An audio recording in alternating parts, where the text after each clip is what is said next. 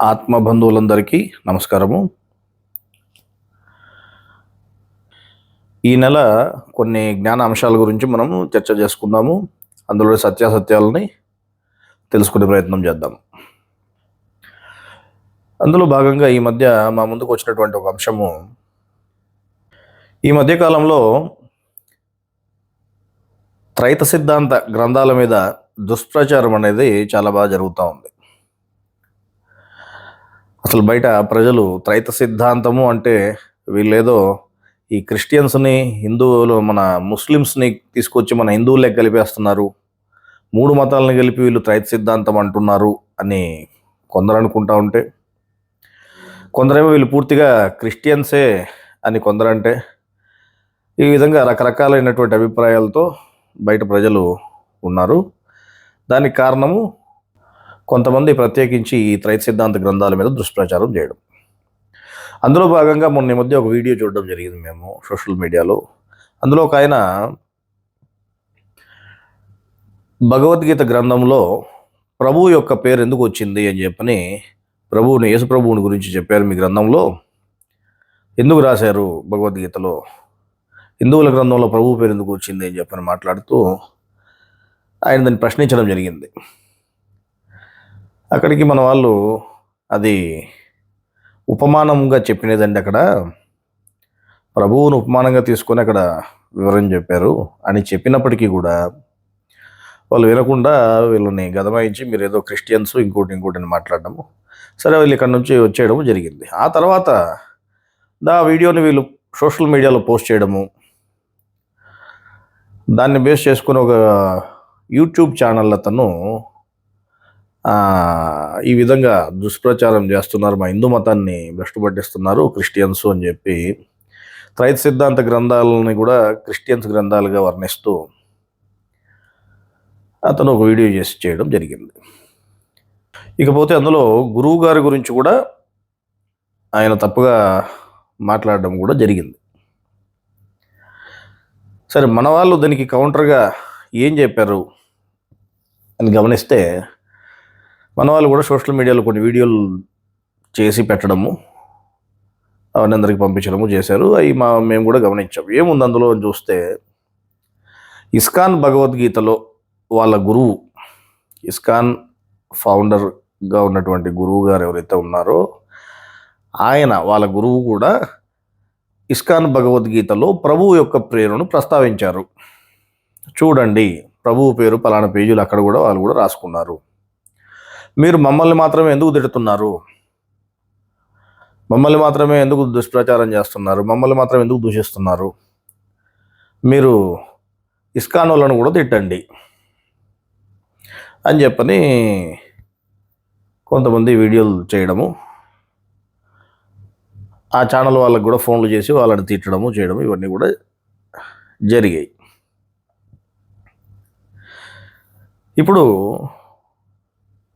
త్రైత సిద్ధాంత భక్తులని మేము ఒక మాట అడుగుతున్నాం.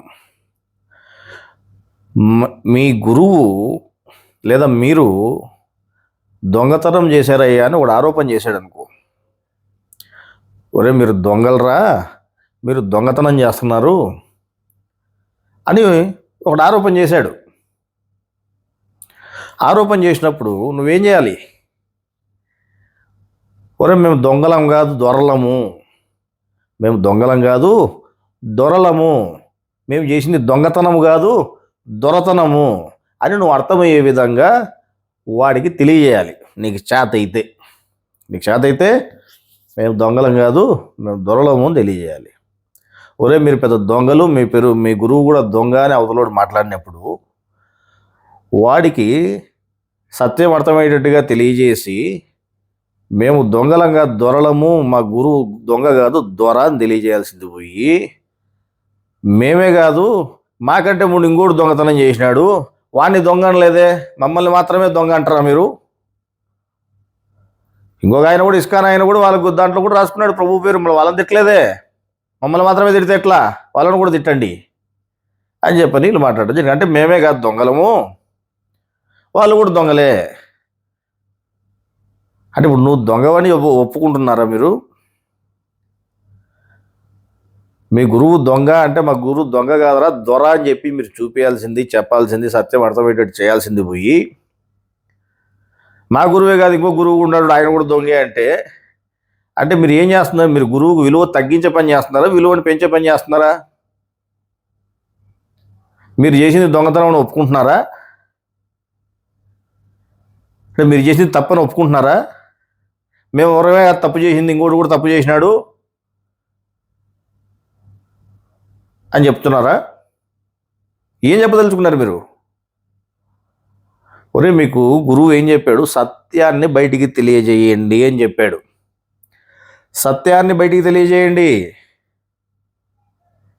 మేము పలానా ప్రబోధ సేవా సమితి నుంచి వచ్చాము, త్రైత సిద్ధాంత గ్రంథాలు మా దగ్గర ఉంటాయి, మేము మతము అనే దాన్ని ఒప్పుకోము, మీ భావము మతముకు అతీతముగా ఉంటే మా గ్రంథాలు తీసుకొని మీరు చదవండి. మతము అనేది అశాస్త్రీయము, మేము ఈ కుల మతాలని ఒప్పుకోము, మా గురువు వీటన్నింటినీ కొట్టివేశాడు, మా సిద్ధాంతము దీనిని ఒప్పుకోదని సత్యం చెప్పు ప్రజలకి. సత్యం ఎందుకు చెప్పట్లేదు? మీరు ఎందుకు మూసిపెడుతున్నారు? ఎందుకు దాచిపెడుతున్నారు? సత్యం దాచిపెట్టి మీరు ఏం చేయాలని దాచిపెడుతున్నారు సత్యాన్ని? ప్రబోధ సేవా సమితి యొక్క ముఖ్య ఉద్దేశాలు ఏమని చెప్పారు గురువు? కులమతాలకి అతీతము ఈ సంస్థ అని చెప్పారా లేదా? మతము ఉన్నదాన్ని ఒప్పుకోదు, మతం అశాస్త్రీయము అని చెప్పి ఈ సంస్థ ఖండిస్తుందని చెప్పారా లేదా? మరి త్రైత సిద్ధాంత గ్రంథాలు ఒక మతాన్ని ఎక్కడైనా ఒప్పుకుంటాయా? 3 దైవ గ్రంథాలని సమాన భావంతో చూస్తాం మేము. త్రైత సిద్ధాంతం వారు ఏం చేస్తారు? భగవద్గీత గ్రంథాన్ని, బైబిల్ గ్రంథాన్ని, ఖురాన్ గ్రంథాన్ని 3 గ్రంథాలని సమాన భావంతో చూస్తారు. మేము ఈ విధంగా సమాన భావంతో చూస్తాము.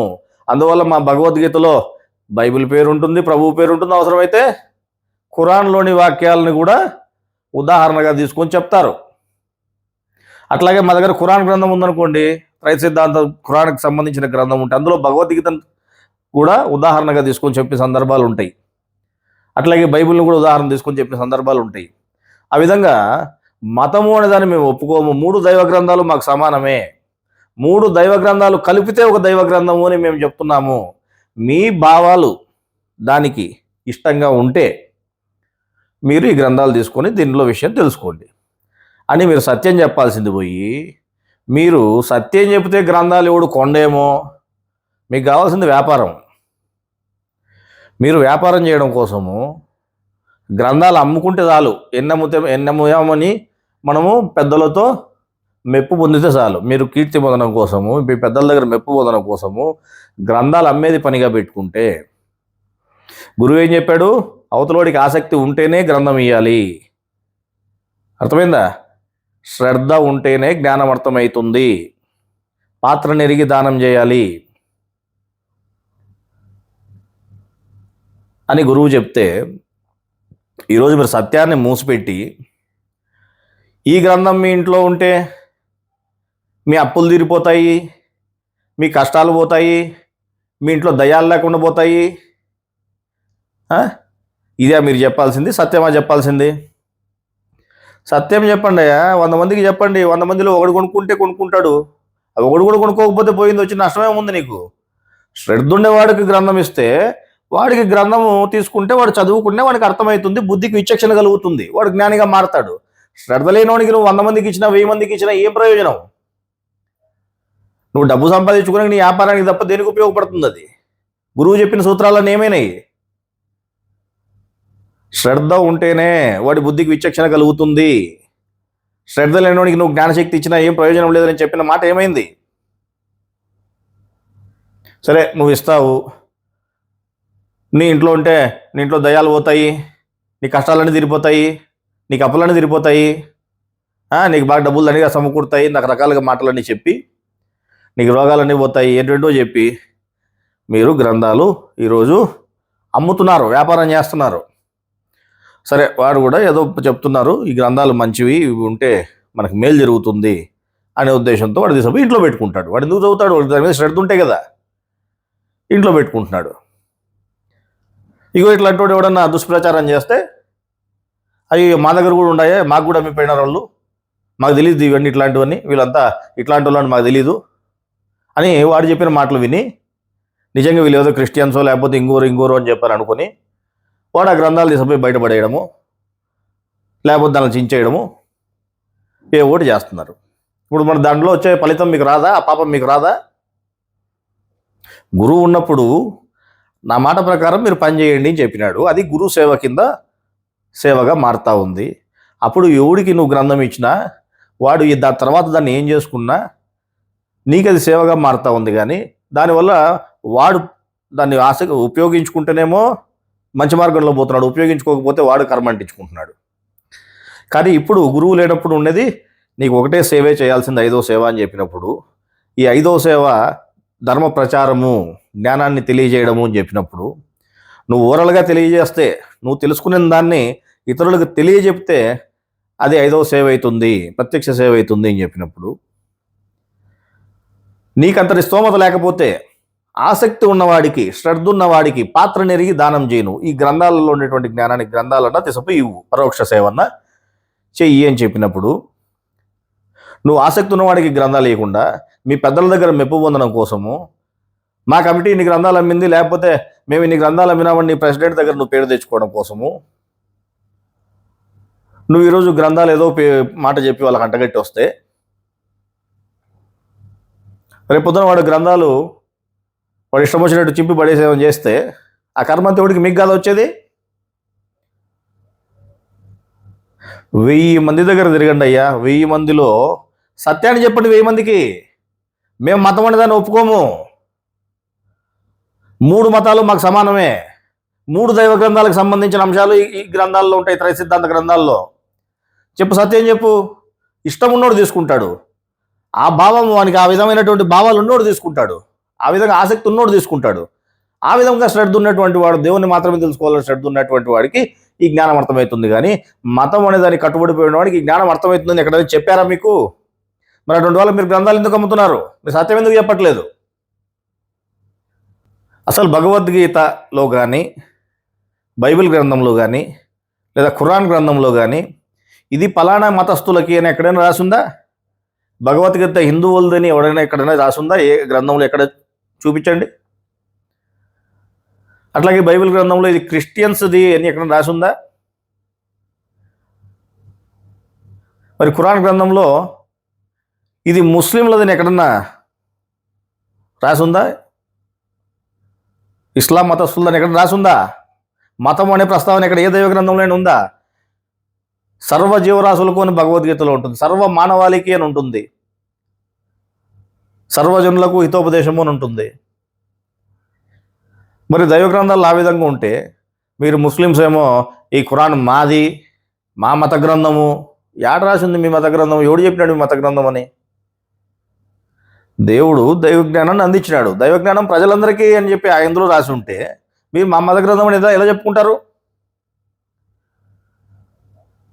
మరి క్రిస్టియన్స్ అయినా బైబుల్ మా మత గ్రంథం అని మీరు ఎట్లా చెప్పుకుంటారు? ఈరోజు భగవద్గీతను మా హిందువుల్ని మాత్రమే మీరు ఎట్లా చెప్తారు? మరి ఈ విషయాలు మీరు ప్రశ్నించాలి కదా. మీరు మేము త్రైత సిద్ధాంతము అనేప్పుడు మీ త్రైత సిద్ధాంతంలో ఉండేటువంటి బేసిక్స్ కూడా మీకు తెలియకపోతే, త్రైత సిద్ధాంతంలో ఉన్నటువంటి ముఖ్యమైనటువంటి సత్యాలను కూడా మీరు బయటికి చెప్పకపోతే మీరు ఏం ప్రచారం చేస్తున్నట్టు? ఇంకా అసలు ఈరోజు బయట ఈ త్రైత సిద్ధాంతం అనే దానికి, త్రైత సిద్ధాంత గ్రంథాలకి చెడ్డ పేరు వచ్చిందంటే ఈ ప్రచారం చేసే వాళ్ళ గుండి కాదు అది వచ్చింది. మీరు ఏదైతే సత్యం చెప్పాలో సత్యం చెప్పకుండా ఏదేదో మీకు ఒకటో క్లాసు జ్ఞానం కూడా వాడికి తెలియదు, 1వ క్లాస్ పాఠాలు కూడా తెలియనోనికి మేమే పెద్ద జ్ఞానంలో అనుకో, మీరు 10వ క్లాసులో పాఠాలు అన్నీ చేసుకోపోయి వాడికి చెప్తామంటే వాడికి ఎట్లా అర్థమవుతుంది? నువ్వు సత్యము చెప్పి గ్రంథం అమ్ము. ఆసక్తి ఉన్నోడు తీసుకుంటాడు, ఆసక్తి లేనివాడు తీసుకోడు. ఆసక్తి లేనంతో నీకు పనే లేదు. నువ్వు రోజుకు 100 గ్రంథాలు అమ్మాల్సిన పనిలే. ఆసక్తి ఉన్నోడు దొరికితే 1 అమ్ము చాలు. నెలంతా కష్టపడినా నీకు ఆ నెల మొత్తం మీద 1 దొరికినా చాలు. శ్రద్ధ ఉన్నోడికి పాత్ర నెరిగి దానం చేయి. అక్కడ శ్రద్ధ ఉన్నోడికి నువ్వు జ్ఞానశక్తిని అందిస్తే వాడు జ్ఞానిగా మారేదానికి, వాడి బుద్ధికి విచక్షణ కలిగేదానికి అవకాశం ఉంది. అది కాకుండా మన గ్రంథాలు తీసుకుపోయి ముందు అమ్మలు అంతే, అమ్మి డబ్బులు చేసుకోవాలి దాన్ని, ఆ డబ్బులు తీసుకుపోయి మన పెద్దలకి ఇచ్చి వాళ్ళు మనల్ని మెచ్చుకుంటారు. నీకు అదొకటి పదవి ఇచ్చారాడ, ప్రెసిడెంటు, వైస్ ప్రెసిడెంటు, ఇంకోటి దాని కోసం మీ సావంతా.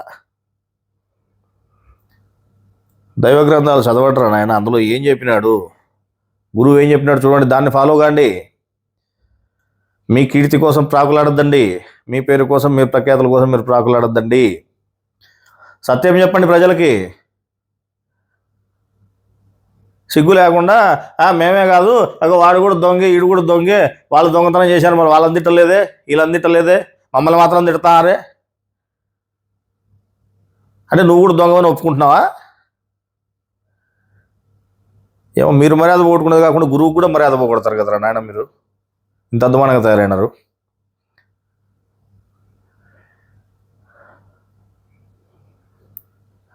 అసలు గురువు ఏం చెప్పాడు మీకు? 3 దైవ గ్రంథాలు కలిపితే ఒకే దైవ గ్రంథము అని ప్రజలకు తెలియజేయండి అని చెప్పారు. చెప్పలేదా?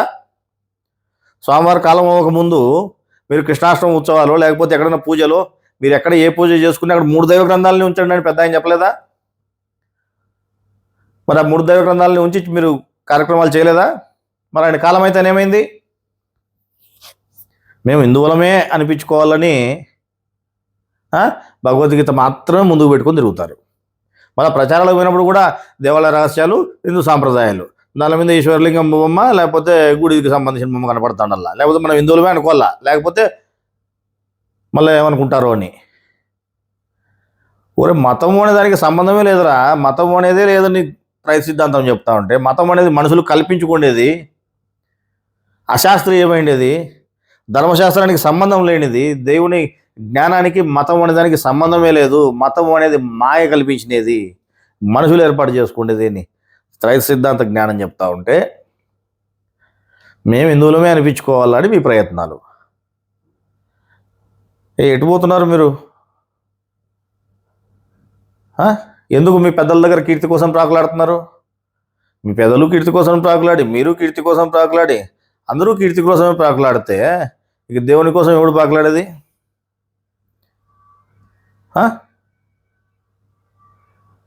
ఇప్పటికే చాలా చెడ్డ పేరు తీసుకొచ్చారు బయట. ఇంకా ఇట్లా మీరు ఇట్లా అబద్ధాలు చెప్పి మీరు గ్రంథాలు అమ్ముతా పోతే రేపొద్దున ప్రజలు తరిమే స్థాయికి తీసుకొచ్చుకుంటారు. అర్థమైందా? ఇప్పటికైనా సత్యం చెప్పండి. మా పద్ధతి ఇది, నచ్చితే తీసుకో, నచ్చకపోతే లేదు. వాడు ఎవరికి వాళ్ళు చెప్పుకోవడం లేదా? క్రిస్టియన్స్ ఉన్నారు, వాళ్ళు పబ్లిక్గా సభలు పెట్టి చెప్పుకుంటున్నారు, వాళ్ళ పద్ధతి అదే, వాళ్ళు చెప్పుకుంటున్నారు. మనం ఏం చేస్తాం అనుకుని ఊరుకున్నారా లేదా? జైన్లు ఉన్నారు, బౌద్ధులు ఉన్నారు, ఎంతమంది ఎవరిది వాళ్ళు చెప్పుకుంటున్నారు. నీ విషయం నువ్వు చెప్పు. ఆసక్తి ఉన్నవాడు దాన్ని అర్థం చేసుకుంటాడు, సత్యం కావాలనుకునేవాడు సత్యం తెలుసుకుంటాడు. సత్యాన్ని తెలియజేసిన బాధ్యత త్రైత సిద్ధాంత భక్తులకు ఉంది. ముందు మీరే సరైన జ్ఞానం తెలుసుకోకుండా బయటికి పోయి మీరు ఏం చెప్పదలుచుకున్నారు? మీ పెద్దలు నమ్ముకొని ఆ పెద్దల దగ్గర పేరు తెచ్చుకోవడం కోసం వాళ్ళు ఎట్లా ఆడమంటే అట్లా, ఎవరిని తిట్టమంటే వాళ్ళని తిట్టడము, ఎవరిని పొగడమంటే వాడిని పొగడము, ఎవరిని ఇంటి మీద పోయి దాడి చేయమంటే వాడిని చేయడము, ఎవరిని చంపమంటే వాడిని చంపడము. మీ పెద్దల దగ్గర పేరు ప్రఖ్యాతుల కోసం ప్రాకులాడుతున్నారు, కానీ మీరు దేవుని కోసం ప్రాకులాడేవాడు ఉన్నాడా? మరి ఆయన చెప్పినట్టు చేయండి పని. ఆయన సత్యం తెలియజేయమని చెప్పినట్టు ప్రజలకు మిమ్మల్ని, అది వదిలేసి వ్యాపారం చేయమని చెప్పలేదు. అందుకే గ్రంథాలు చదివితే గ్రంథాల్లో ఉండే జ్ఞానం ఏంటని మనం శ్రద్ధతో అర్థం చేసుకునే ప్రయత్నం చేస్తే గురువు ఏం చెప్పినాడో తెలుస్తుంది, గురువు ఏ విధంగా నడుచుకోమన్నాడో తెలుస్తుంది, ఆ విధంగా నడుచుకోవచ్చు. అట్లా కాదని మీ పెద్దలను నమ్ముకుంటే వాళ్ళే పేరు ప్రఖ్యాతలు, కీర్తి కోసం ప్రాకులాడుతున్నారు. గుడ్డోని పట్టుకొని పోతే వాడు గుంతలో పడేది కాకుండా మిమ్మల్ని కూడా గుణాలనే గుంతల్లో పడేస్తాడు అని దైవ గ్రంథంలోనే చెప్పినారు. మీరు ఆ గుడ్డోళ్ళను పట్టుకొని పోయి ఆల్రెడీ గతంలో చాలాసార్లు ఈ గుణాలనే గుంతల్లో పడినారు. ఇప్పుడు కూడా సిగ్గు లేకుండా వాళ్ళు చెప్పినట్టే విని ఆ గుణాలనే గుంతల్లో పడి మళ్ళీ వాడిని ఫోన్ చేసి తిట్టండి, ఈయన ఫోన్ చేసి తిట్టండి అంటే వాడెవడో పెట్టినాడని, ఈడెవడో ఛానల్లో పెట్టాడని వాళ్ళని తిట్టుకుంటూ కూర్చున్నారు. అంతేగాని మనం ఏ విధంగా దీన్ని బయటికి తెలియజేయమన్నాడు గురువు? సత్యాన్ని కదా మనకు చెప్పమనేది. సత్యం ఏముంది? సత్యాన్ని తెలియజేద్దాము. ఇష్టమైనోడు ఒప్పుకుంటాడు, ఇష్టం లేనోడు ఒప్పుకోడు, అంత మనకేం పని అనేది లేకుండా కేవలం వ్యాపార ధోరణిలో మీరు ఇదే విధంగా చేస్తే ఏ ప్రయోజనము లేదు. మీరు 1,00,000 గ్రంథాలు అమ్మిన 10 మంది కూడా రారు మీ దగ్గరికి. మరి 1,00,000 గ్రంథాలు ఏమైనా అమ్మినటివి అంటే మీరు సరైన వాళ్ళకి ఆ గ్రంథాలు ఇవ్వలేదు. శ్రద్ధున్నోడికి ఇస్తే ఆటోమేటిక్గా జ్ఞానశక్తి గ్రంథంలో ఉంటుంది కాబట్టి అక్కడ వాడి లోపల శ్రద్ధ, ఈ జ్ఞానశక్తి రెండు కలిపితే వాడికి విచక్షణ ఏర్పడుతుంది, బుద్ధికి, వాడు జ్ఞానిగా మారతాడు అని గురువు చెప్పినాడు. వాస్తవమా కాదా? మరి మీరు కొన్ని లక్షల గ్రంథాలు అమ్ముతున్నారు, మరి లక్షల మంది ఎందుకు జ్ఞానులుగా మారలేదు? అంటే శ్రద్ధ లేని వాళ్ళందరికీ మీరు సభ్య గ్రంథాలు ఇచ్చారు, అవునా కాదా? శ్రద్ధ లేని వాడికి జ్ఞానం ఇమ్మని గురువు చెప్పినాడా? పాత్ర నెరిగి దానం చేయమని మీకు చెప్పలేదా?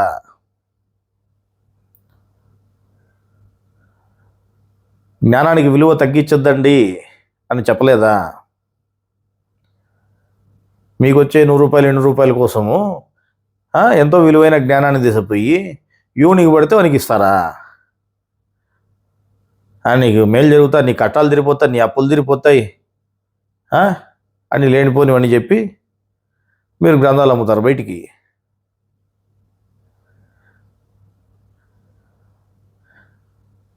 ప్రబోధానంద స్వామి శిష్యులము అని చెప్పుకోనికి రొంతన సిగ్గుండాలరా నాయన. గురువు చెప్పినట్టు నడుచుకుంటే ఆయన పేరు చెప్పుకోని కన్నా అర్హత ఉంటుంది రొంతన్న.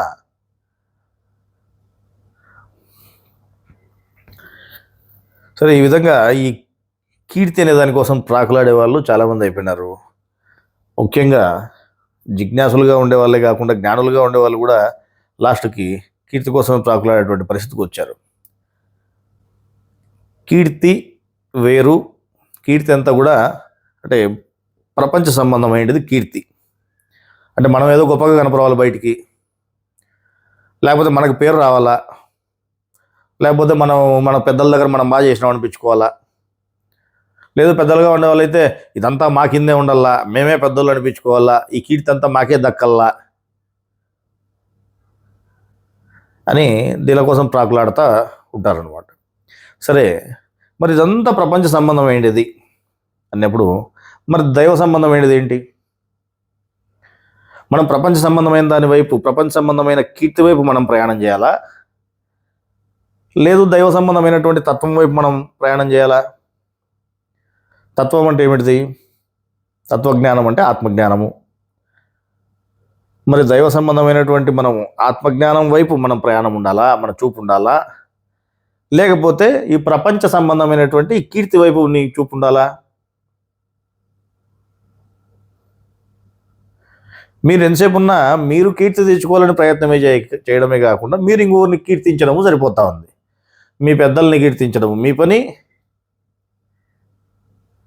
వాళ్ళు మనల్ని బాగా పొగుడుతారా లేదా, బాగా చూసుకుంటారా లేదా అని మళ్ళీ మీరు కీర్తి పొందాలనుకుంటారు. అట్లాగే మీరు ఇంకోరిని కీర్తించడం మొదలు పెడతారు. అటుపోయి ఇవన్నీ కూడా ప్రపంచ విధానంలోకి పోతాయి, కానీ దైవ విధానంలోకి ఏమాత్రము సంబంధం లేకుండా పోతున్నాయి. మీ ప్రయాణం అంతా కూడా ప్రపంచం వైపే ఉంటా ఉంది.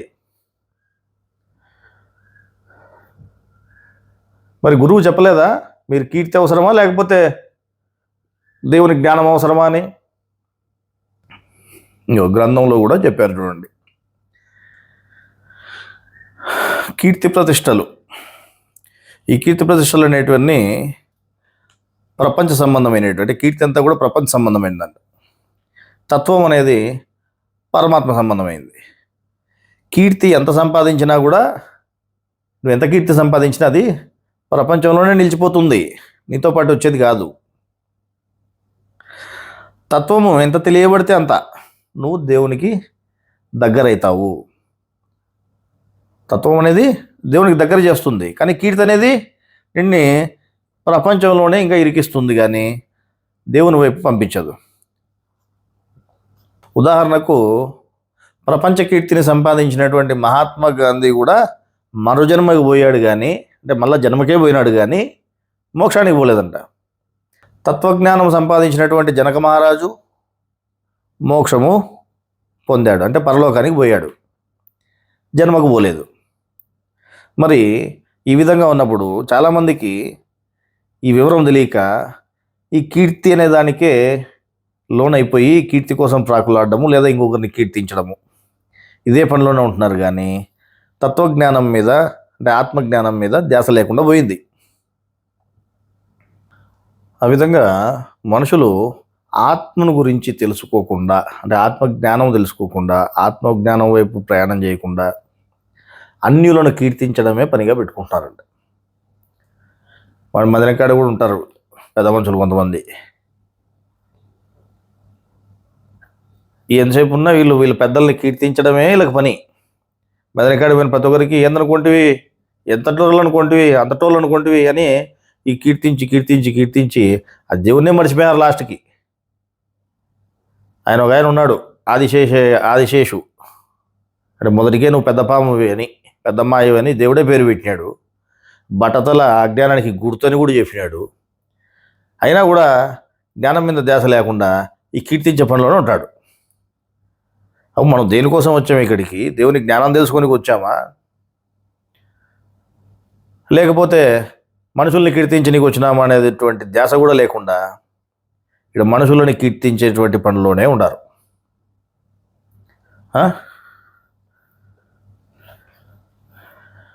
ఇక్కడ ఏం చెప్తున్నాడు గురువు చూడండి, తాను స్వయంగా కీర్తి సంపాదించుకునే దానికి ప్రయత్నం చేసినా అది తప్పే అవుతుంది. అట్లాగే ప్రతి ఒక్కరు కూడా చూసుకోవాల్సింది ఏం చెప్తున్నాడు, ప్రతి మనిషి కూడా వాడు సామాన్యుడు కానీ మాన్యుడు కానీ ఎవరైనా కానీ నేను ఇంకొకరిని కీర్తించుచున్నానా లేదా నేను కీర్తి సంపాదించుకుంటున్నానా అనేది గ్రహించుకోండి అని చెప్తున్నారు. ఏం చెప్తున్నారు? మీరు యోచన చేసుకోండి ఏం చెప్తున్నాడు ఆయన. నువ్వు ఇంకొకరిని కీర్తిస్తున్నావా లేకపోతే నువ్వే కీర్తిని సంపాదించుకోవాలనుకుంటున్నావా అని ప్రశ్నించుకొని, నేను ఇంకొకరిని కీర్తించుచున్నానా? ఎవరిని? దేవుని కాదు, మనుషుల్ని. కీర్తి అంతా ప్రపంచ సంబంధమైనదే, నువ్వు మనుషులకు సంబంధించినదే. నేను ఇంకొకరిని కీర్తించుచున్నానా లేక నేనే కీర్తిని సంపాదించుకుంటున్నానా? మీ కీర్తి కోసం మీరు ప్రాకులాడుతున్నారా లేదా ఇతరుల కీర్తిని మీరు పెంపొందించాలని చూస్తున్నారా అని ప్రశ్నించుకొని యోచించి, అలా కాకుండా నేను ఆత్మజ్ఞానము తెలుసుకుంటున్నానా ఇతరులకు ఆత్మజ్ఞానం తెలుపుతున్నానా అనేది మాత్రమే చూసుకోవాల్సి ఉన్నది అని చెప్తున్నాడు. అర్థమైందా? అందువల్ల మనిషి జీవితంలో కీర్తి అనేదాన్ని వదిలిపెట్టి మోక్షము తెచ్చిపెట్టేటువంటి ఆత్మజ్ఞానము తెలుసుకునేదానికే మీరు ప్రయత్నం చేయండి అని చెప్తున్నారు ఇక్కడ దైవగ్రంథంలో. మరి మోక్షము తెచ్చిపెట్టేటువంటి ఆత్మజ్ఞానం తెలుసుకునేకే మీరు ప్రయత్నం చేయండి, మీ కీర్తి అనేదాన్ని వదిలేయండి అని ఆయన చెప్తే, ఎంతసేపు ఉన్నా మనం కీర్తి తెచ్చుకోవాలనేది ఒకటి, ఎదుటోళ్ళని కీర్తించేది ఒకటి, ఏదో ఒకటి ఉంటుంది రోగం మీకు. చూసుకోండి ఎవరికి వాళ్ళు. గురువే అడుగుతున్నాడు కదా, మేమేమైనా ఇంకొకరిని ఎవరైనా కీర్తిస్తున్నామా అంటే ఇంకొకరు పెద్దోళ్ళు అని చెప్పని వాళ్ళని పొగుడుతున్నామా, ఇంకొకరిని కీర్తించే పనిలో ఉన్నామా, లేకపోతే మనమే కీర్తి సంపాదించుకోవాలని యోచన చేస్తున్నామా, మనం కీర్తి కోసం ప్రాకులాడుతున్నామా? ఈ రెండింటిలో ఏదో ఒకటి చేస్తూ ఉంటారు, మీరు చూసుకోండి. కానీ మీరు ఇప్పటి నుంచి ఆ పని మానుకోండి. మానుకొని ఏం చెప్తున్నాడు ఆయన, మీరు అలా లేకుండా నేను ఆత్మజ్ఞానం తెలుసుకుంటున్నానా లేదా నేను తెలుసుకున్నటువంటి ఆత్మజ్ఞానాన్ని ఇతరులకు తెలియజేస్తున్నానా అనే దాంట్లోకి మీరు షిఫ్ట్ అవ్వండి. కీర్తి అనే దాని నుంచి ఆత్మజ్ఞానం అనే దాని మీదకి రండి. అర్థమైందా? ఇది గురువు చెప్తున్నటువంటి ముఖ్యమైన కీలకమైనటువంటి అంశం. ఎందుకంటే ఈ కీర్తి అనేది చాలా పనికిమాలది. ఈ కీర్తి సంపాదించుకోవడం కోసము మనిషి అనేవాడు ఎంతకైనా దిగజారుతాడు. గతంలో మేము గమనించాం, మా కుటుంబంలోనే మా తమ్ముళ్ళనే గమనించాం. ఈ కీర్తి అంతా మనకే దక్కాలా, దీనికంతా మనమే పెద్దలుగా ఉండాలా, ఈ కీర్తి ఇంకొకరికి పోకూడదు మాకే ఉండాలా అని ఈ గుణాలు పనిచేసి ఆ కీర్తి అనే దానికోసము ఎక్కడ దేనివల్ల మా కీర్తి దెబ్బతింటుందో, ఎవరి వల్ల మా కీర్తి దెబ్బతింటుందో అని ఆ కీర్తి దెబ్బతినకుండా ఉండాలనే దానికోసము మనుషుల్ని కిడ్నాపులు చేసి ఎతగచ్చి చంపినారు. మా ఇంటి మీద దాడి చేసి మా మీద కూడా దాడి చేయాలని ప్రయత్నం చేశారు. మమ్మల్ని కూడా చంపాలని హత్యాయత్నం చేశారు. ఆ తర్వాత కూడా వాళ్ళది మీ మీ దగ్గర ఉండే వాళ్ళని కూడా గురించి కూడా మీరు వీళ్ళ వల్ల మా రహస్యాలు వీళ్ళకి తెలిసాయి కాబట్టి వీళ్ళ వల్ల మా కీర్తి దెబ్బతింటుందని ఆడ ఉండేటువంటి మనుషులను కూడా చంపినటువంటి పరిస్థితి. అందువల్ల ఈ కీర్తి అనేది మనిషిని ఎంత దీనికైనా దిగజారుస్తుంది. అర్థమైందా? అందువల్ల మీరు ఈ కీర్తి కోసము రాకులాడద్దండి. కీర్తి అంతా ప్రపంచ సంబంధమైనది. మీరు ఈ ధనము, కీర్తి, ప్రతిష్ట ఇవన్నీ ప్రపంచ సంబంధమైన ధనము కోసమే ప్రాకులాడుతున్నారు. మీరు ప్రపంచ కీర్తి కోసం ప్రాకులాడుతున్నారు. దేవుని వైపు దృష్టిని మరల్చండి. అర్థమైందా? ఇప్పటికైనా జ్ఞానం తెలుసుకోండి, బాగుపడతారు. లేదంటే ఇప్పటికే చాలా కర్మలు సంపాదించుకున్నారు, ఏమాత్రం పాపభీతి లేకుండా. మీరు ఇదే పద్ధతిలో ఉంటే ఇంకా కర్మలు సంపాదించుకుంటూనే ఉంటారు. ఎందుకంటే మనకి కీర్తికి లోటు ఏర్పడకూడదు కదా. మనకి ఎక్కడ కీర్తికి లోటు ఏర్పడుతుందో, ఎవడన్నా ఏమన్నా మన గురించి ఏదన్నా మాట్లాడుతున్నాడంటే వాడిని అదొకటి చేయాలా, ఏమంటే లేకపోతే మన కీర్తికి లోటు ఏర్పడుతుంది కదా. కాబట్టి ఇవన్నీ దేవుడు ఇస్తే వస్తుంది కీర్తి, ఏ కీర్తి అయినా కూడా. అర్థమైందా? ఏ మనిషిని పెద్దోడిని చేయాలన్నా, ఎవరిని చిన్నోడిని చేయాలన్నా దేవునికి తెలుసు.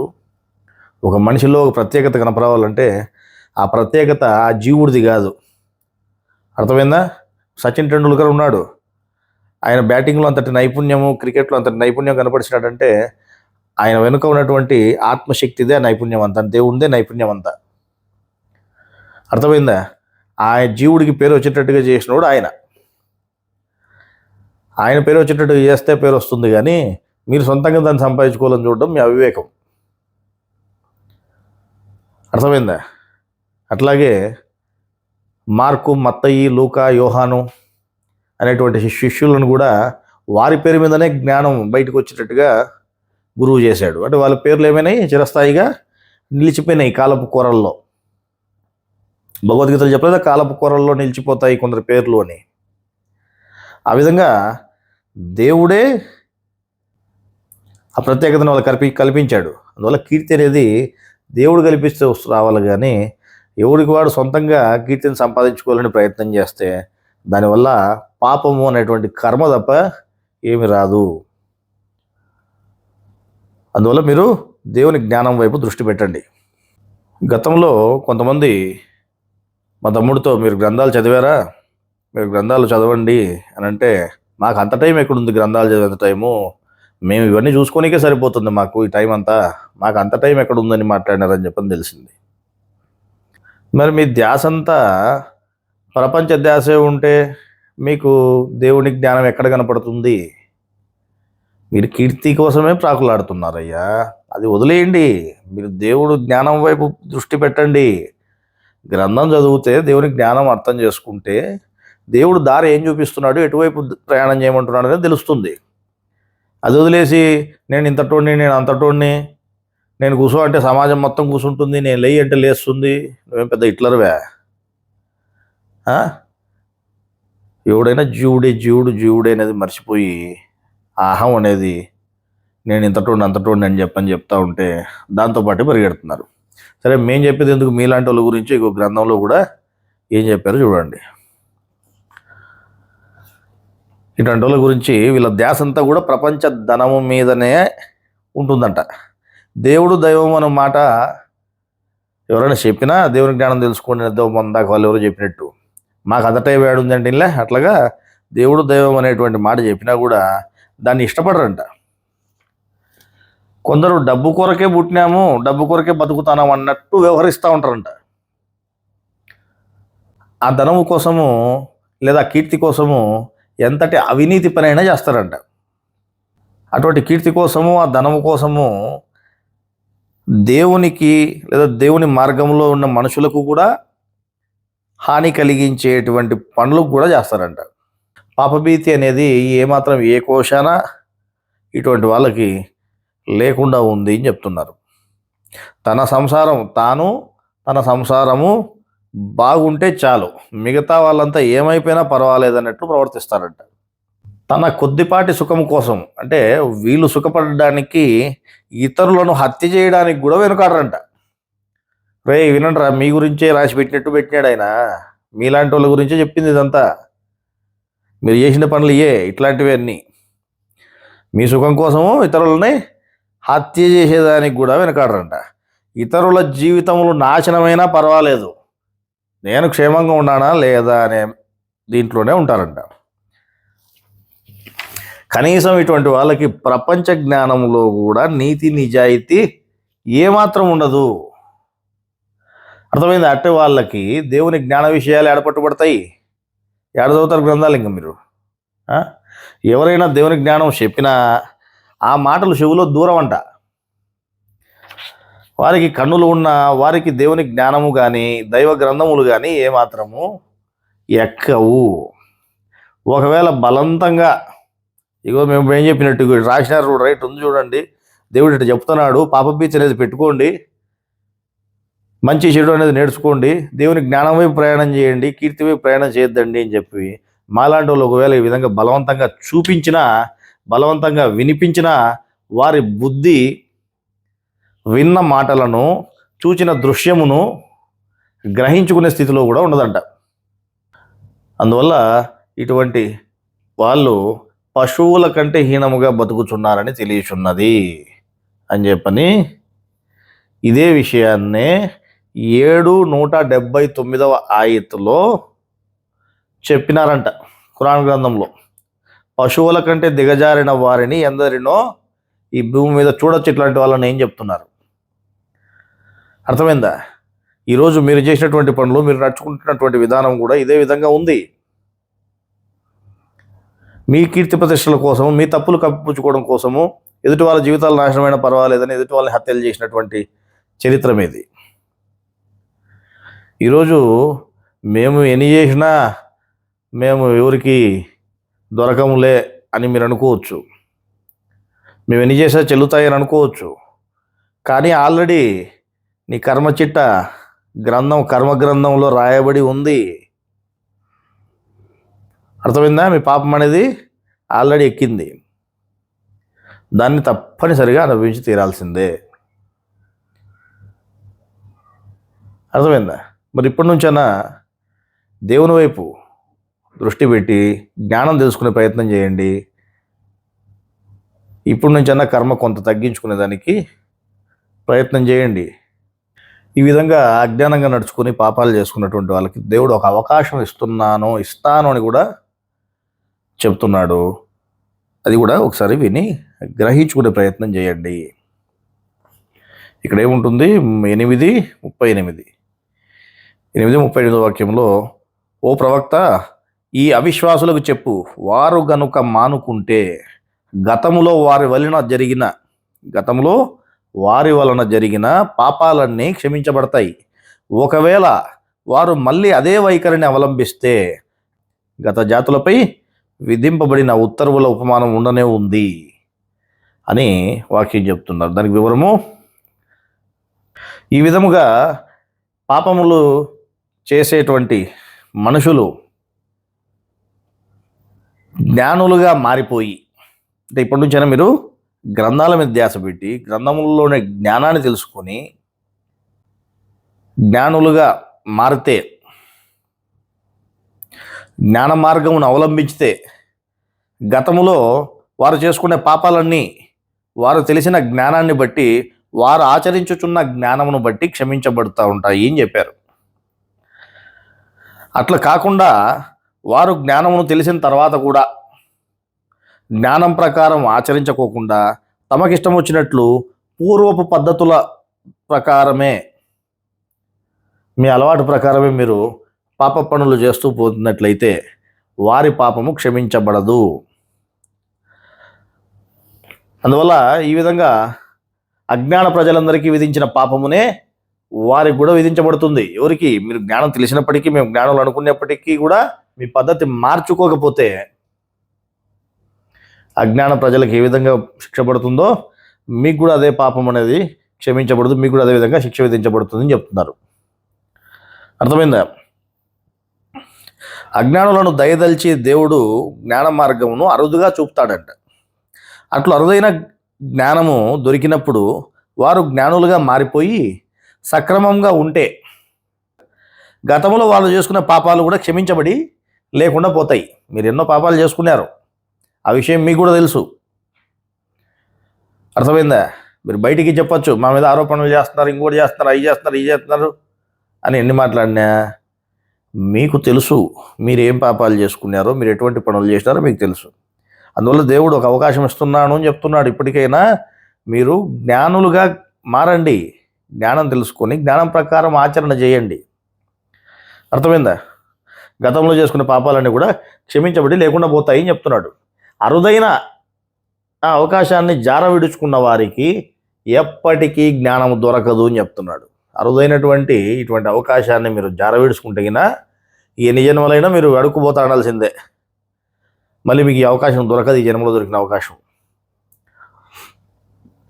కాబట్టి మీరు మీ పాపాల నుండి బయటపడేదానికి అవకాశం లేకుండా పోతుంది. అటువంటి వారు జన్మజన్మకు అధోగతి పాలవుతూ పోతూ ఉంటారంట కిందికి. అర్థమైందా? అందువల్ల ఇదేదో మా తమ్ముళ్ళకే చెప్తున్నాం అనుకోద్దండి. ఇటువంటి పనులు చేసేవాళ్ళు బయట చాలామందే ఉన్నారు. మన జ్ఞానుల్లో మేము జ్ఞానులను చెప్పుకునే వాళ్ళు, జిజ్ఞాసులుగా ఉండేవాళ్ళు, జ్ఞానులుగా ఉండేవాళ్ళు కూడా జ్ఞానం ప్రకారం నడుచుకోకుండా ఆచరణ చేయకుండా ఇటువంటి అజ్ఞాన పనులే, పాప పనులు చేసేవాళ్ళు చాలామంది ఉన్నారు. ప్రతి ఒక్కరికి దేవుడు చెప్తున్నట్టుగానే తీసుకోండి. దేవుడు ఏది చెప్పినా ప్రతి ఒక్కరికి ఇది నాకే చెప్తున్నాడు, నేను సరైన మార్గంలో ఉన్నానా లేదా అనేది మీరు చూసుకోండి. అర్థమైందా?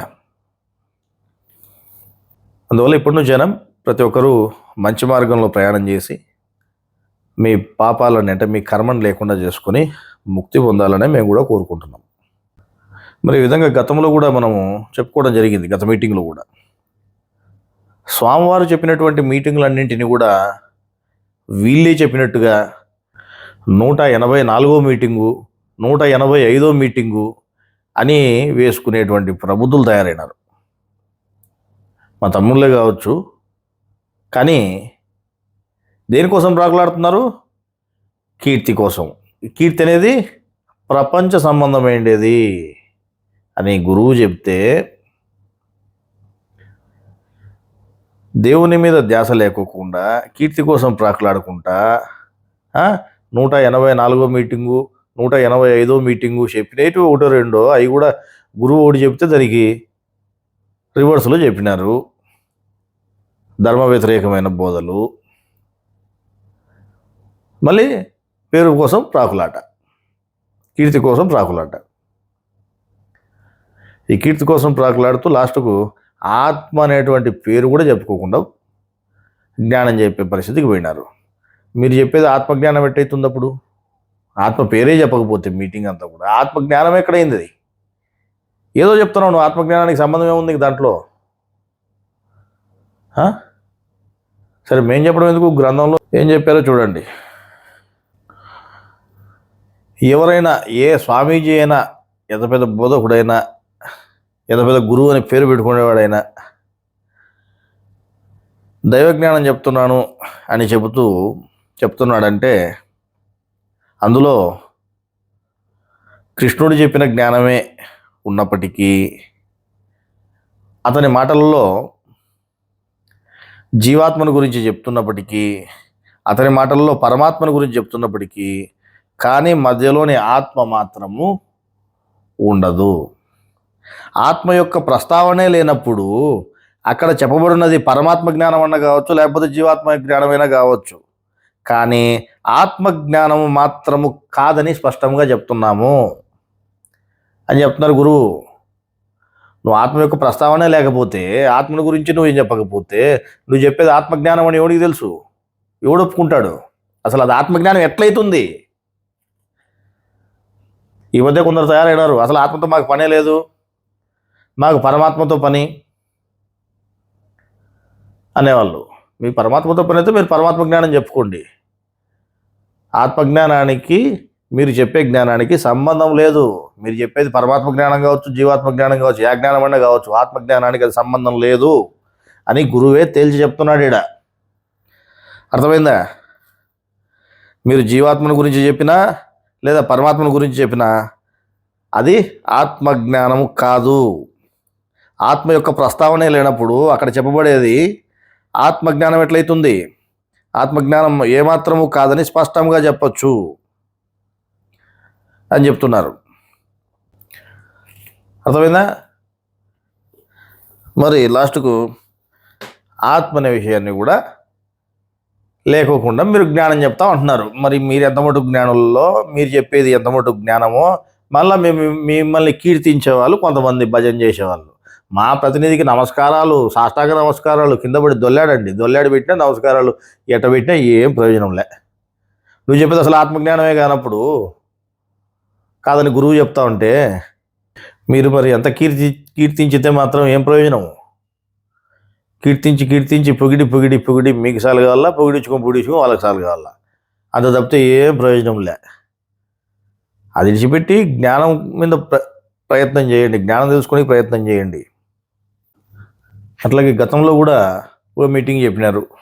అందులో దేవుడు కరుణామయుడు, కఠినాత్ముడు అని, ఆత్మ చాలా కఠినాత్ముడు, ఆత్మకు భయపడల్లా, పరమాత్మకు భయపడకపోయినా పర్వాలేదు అని మీరు జ్ఞానం చెప్పడం జరిగింది. అది ఎంత పెద్ద ధర్మ వ్యతిరేకమైన బోధ! ఏమాత్రం మీకు పాపభీతి కానీ దైవభీతి కానీ ఉందా?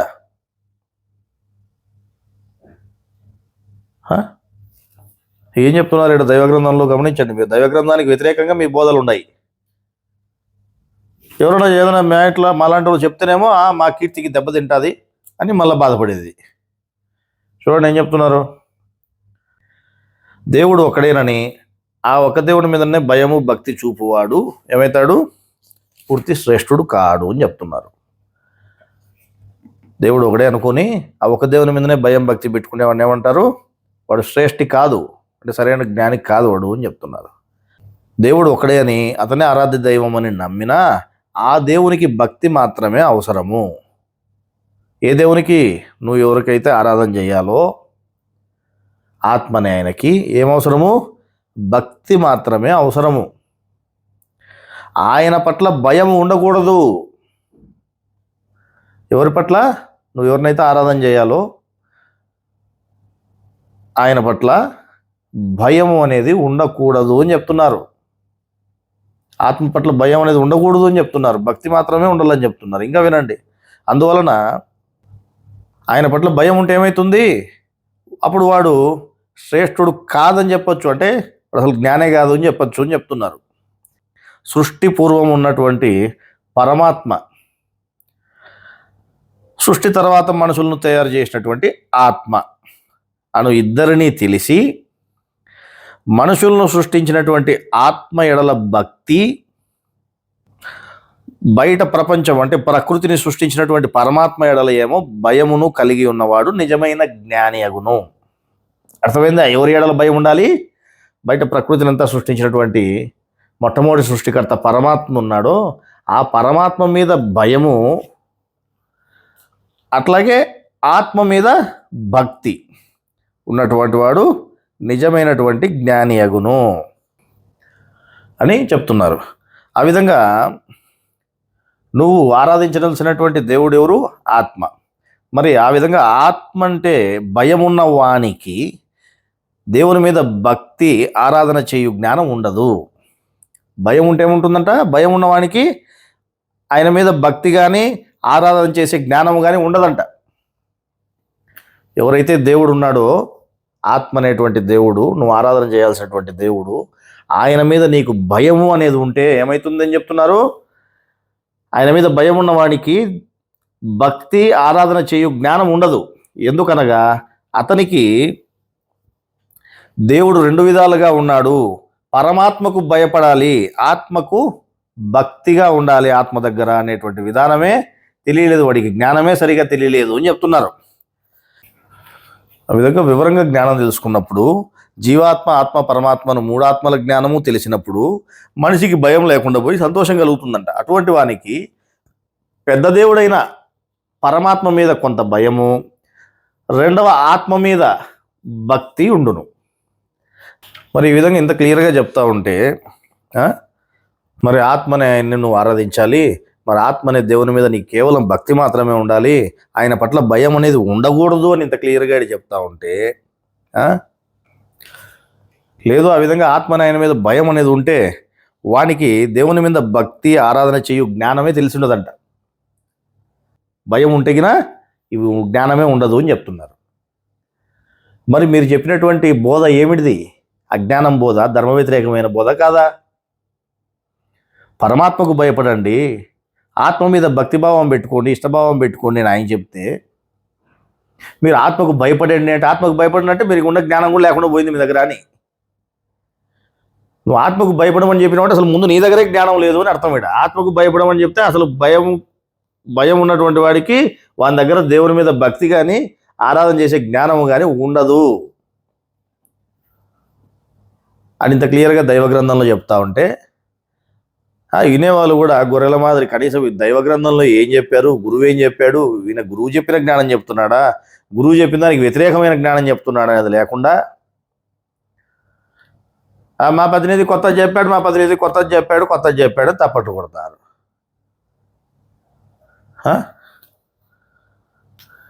సిగ్గుండాలి రొంతన్న. ఇన్ని సంవత్సరాలు గురువు దగ్గర జ్ఞానం తెలుసుకొని అసలు ఏది జ్ఞానమో ఏది అజ్ఞానమో కూడా తెలియలేని పరిస్థితుల్లో ఉన్నారు.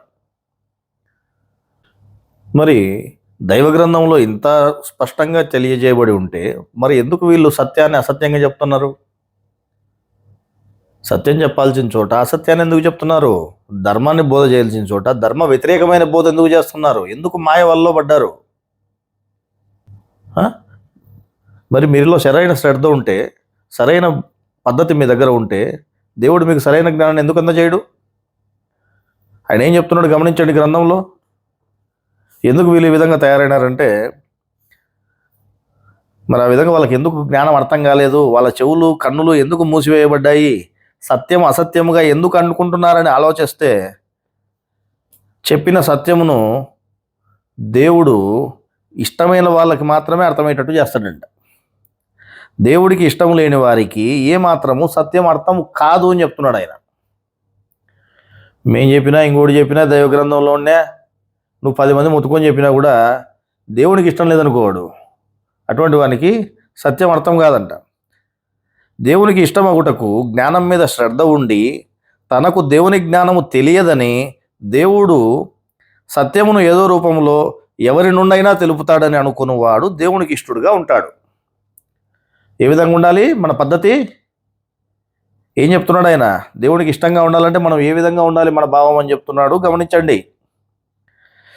దేవుడు జ్ఞానం మీద శ్రద్ధ ఉండి నేను జ్ఞానం తెలియదు, నేను ఇంకా తెలుసుకోవాల్సింది చాలా ఉంది అనేటువంటి భావనలో ఉండి, దేవుడు సత్యం అనేదాన్ని అంటే జ్ఞానం అనేదాన్ని ఏ రూపంలో అయినా చెప్పచ్చు, ఎవరి నుండైనా తెలుపగలడు అని అనుకున్నవాడు దేవునికి ఇష్టడుగా ఉండును. అట్లు కాకుండా నాకు దేవుని జ్ఞానమంతా తెలుసునని అనుకొని ఏం చెప్తున్నారు? అట్లా కాకుండా నాకు దేవుని జ్ఞానమంతా తెలుసు అని అనుకున్నవాడు దేవునికి అయిష్టుడిగా ఉండును. అర్థమైందా? నాకు ఆల్రెడీ జ్ఞానం అంతా తెలుసు, దేవుని జ్ఞానము, నేను ఇంకోటికి నేర్పించా అనంటే ఏమవుతాడు? అటువంటి వాడు దేవునికి అయిష్టుడిగా ఉన్నాడు. గతంలో నేను తప్పేవాడు గతిలేడి జ్ఞానానికి ఇవన్నీ మాట్లాడినారంటే మీలో గర్వం పెరిగిపోయి మాట్లాడినారు. ఆ రోజున మీ పద్ధతి సరిగా లేదు కాబట్టి మీరు దేవుడికి అయిష్టులుగా మారినారు కాబట్టి గ్రంథంలో ఉండే జ్ఞానం కూడా కనపరాకుండా రివర్స్లో మీరు ధర్మ వ్యతిరేకమైన బోధలు చేసే స్థాయికి పోయినారు మీరు. అర్థమైందా? అందువల్ల దేవుడు తనకు ఇష్టమున్న వానికి మంచి మార్గమును అంటే దైవ మార్గమును చూపుతాడు, ఇష్టం లేని వారికి అజ్ఞాన మార్గాన్ని చూపుతాడు. ఎవరు చూపుతారు అజ్ఞాన మార్గాన్ని? దేవుడే చూపుతాడు. ఈ విధంగా వీరిలో సరైన భావాలు లేకపోవడం వల్ల దేవుడికి అయిష్టులుగా మారి దేవుని జ్ఞానం అర్థం కాకుండా పోయి ధర్మ వ్యతిరేకమైన బోధ చేసే పరిస్థితికి వెళ్ళిపోతున్నారు. ఉన్న జ్ఞానం ఒకటైతే దాన్ని మార్చి చెప్పే పరిస్థితికి వీళ్ళు తయారవుతున్నారు. వీళ్ళ గురించే ఇక్కడ ఇంకేం చెప్తున్నారు? 7:162 వాక్యములో, వారిలో దుర్మార్గులు తమకు ఇవ్వబడిన వాక్కును అంటే జ్ఞానాన్ని మరొక మాటతో మార్చివేస్తారంట. మరొక మాటతో మార్చివేస్తారు. అందువలన మేము వారిపై ఆకాశం నుండి ఆపదను పంపాము, ఎందుకనగా వారు చాలా అజ్ఞానముగా ప్రవర్తించినటువంటి వారు. అర్థమైందా? మీకు ఆల్రెడీ పాపం అనేది చుట్టుకుంది మిమ్మల్ని. మీకు ఇచ్చినటువంటి జ్ఞానాన్ని మీరు సరైన పద్ధతిలో చెప్పకుండా మీరు దాన్ని మార్చివేస్తున్నారు. ఆయన ఏం చెప్పినాడు ఇందాక? ఆత్మ పట్ల భక్తిభావం కలిగి ఉండాలి. భయము కలిగి ఉండకూడదు. ఆత్మ పట్ల భయం కలిగి ఉంటే ఏమవుతుంది, వాడికి ఆరాధన చేసే విధానం కానీ భక్తి అనేటువంటి విధానం కానీ వాడికి ఆ జ్ఞానమే తెలియకుండా పోతుంది.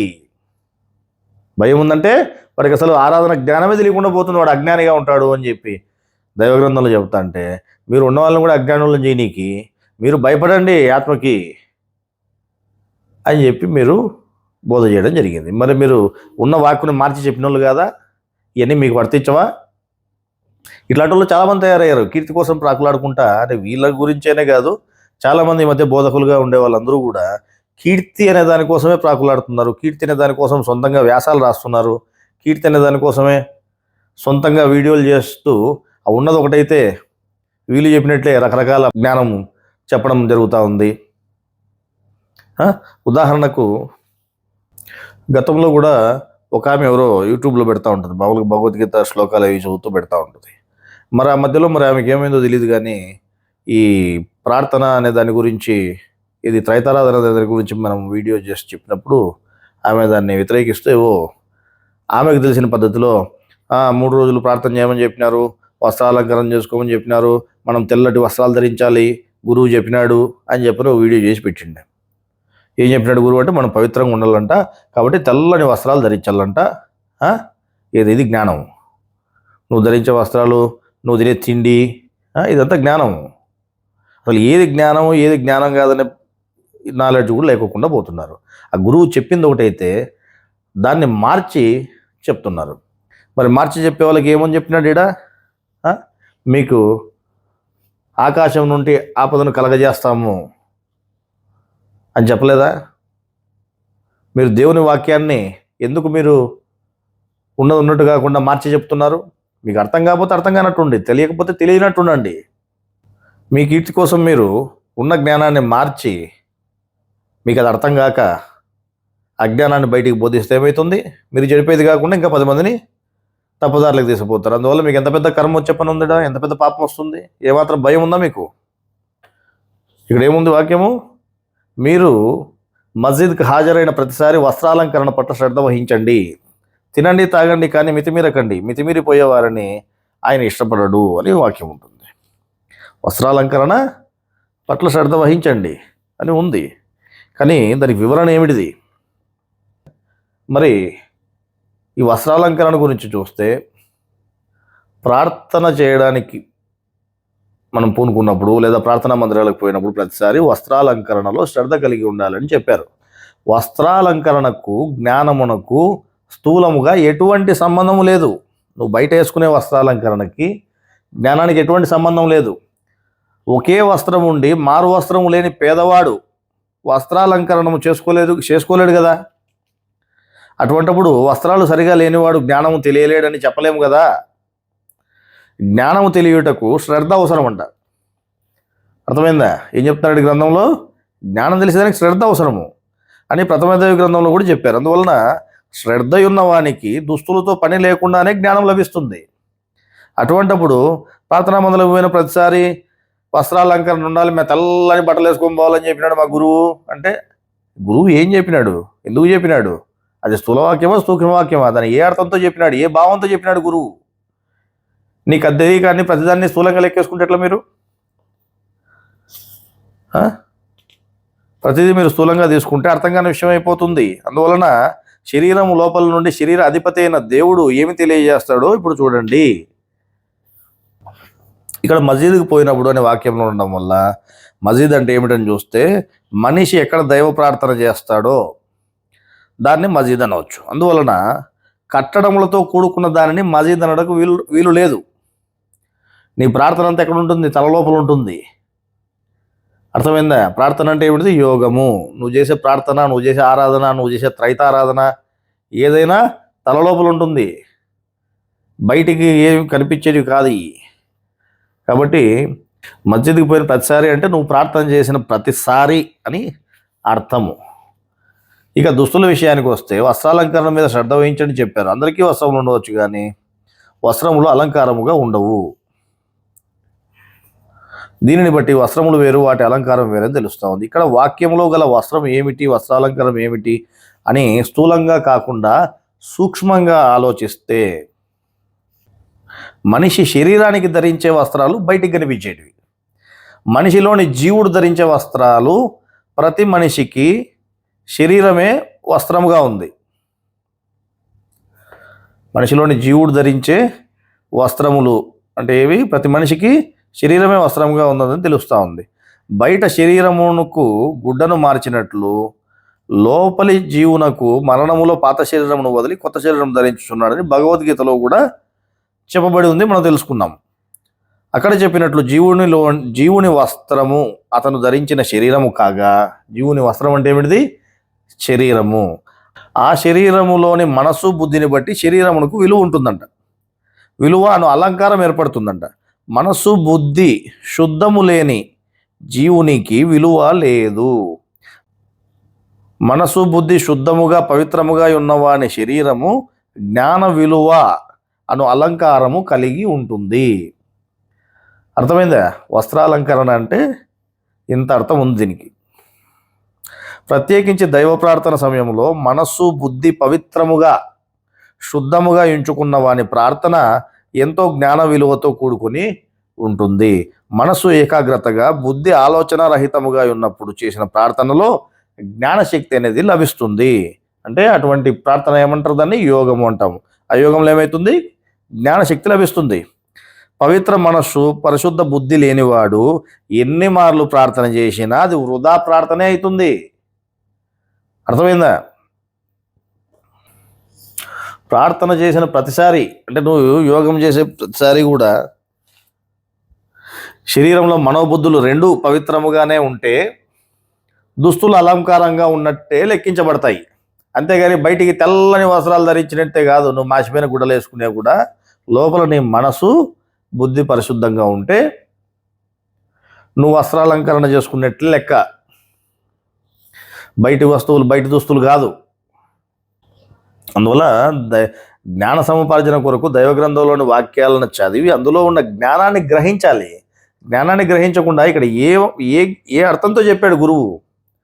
సూక్ష్మార్థంతో చెప్పాడా, స్థూలార్థంతో చెప్పాడా అనేది చూడకుండా రాసిన దాన్ని బట్టి నువ్వు తీసుకుంటానంటే ఎట్లా? దేవుడు కొంతకాలము సూక్ష్మంగా, గురువు కొంతకాలం సూక్ష్మంగా ఉంటాడు, కొంతకాలం స్థూలంగా ఉంటాడు అంటే సూక్ష్మంగా ఉంటాడు అన్నాడు కాబట్టి మనుషులంతా సూక్ష్మాలు అవుతున్నారు, దయాలు అవుతున్నారు కాబట్టి ఆయన కూడా దయంగా తిరుగుతూ అంటాడు అని చెప్పుకునే వాళ్ళు తయారైనారు జ్ఞానులు. ఇలాంటి జ్ఞానులు అంటారా అజ్ఞానులు అంటారా? గురువు దయమాదిరి తిరుగుతాడంట.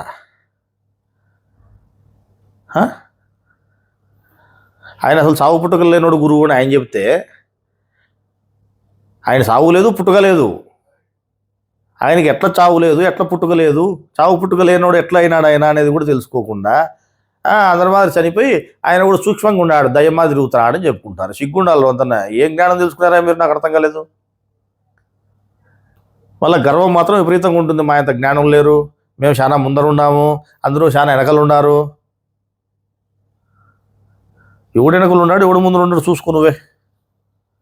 మళ్ళీ ఇటువంటి వాళ్ళు ఎట్లుంటారంటే ఇక మేము మాకంటే జ్ఞానం తెలిసినోడు ఎవడు లేడు, మేము మోక్షానికి చాలా దగ్గరలో ఉన్నాము, మెట్టు దూరంలో ఉన్నామని చెప్పుకునే వాళ్ళు ఉంటారు. మీరు వాళ్ళంతా చాలా వెనకబడిపోయారు అని ఈ విధంగా కీర్తి కోసం ప్రాకులాడుతూ ఈ మధ్య కూడా మా దగ్గరికి ఒక 10-12 పేజీలు ఏదో వ్యాసం రాశారు. వీళ్ళు కీర్తి కోసం ప్రాకులాడుతూ మేమేదో కొత్తగా చెప్పాము జ్ఞానం అనిపించుకోవాలని 10-12 పేజీలు రాశారు.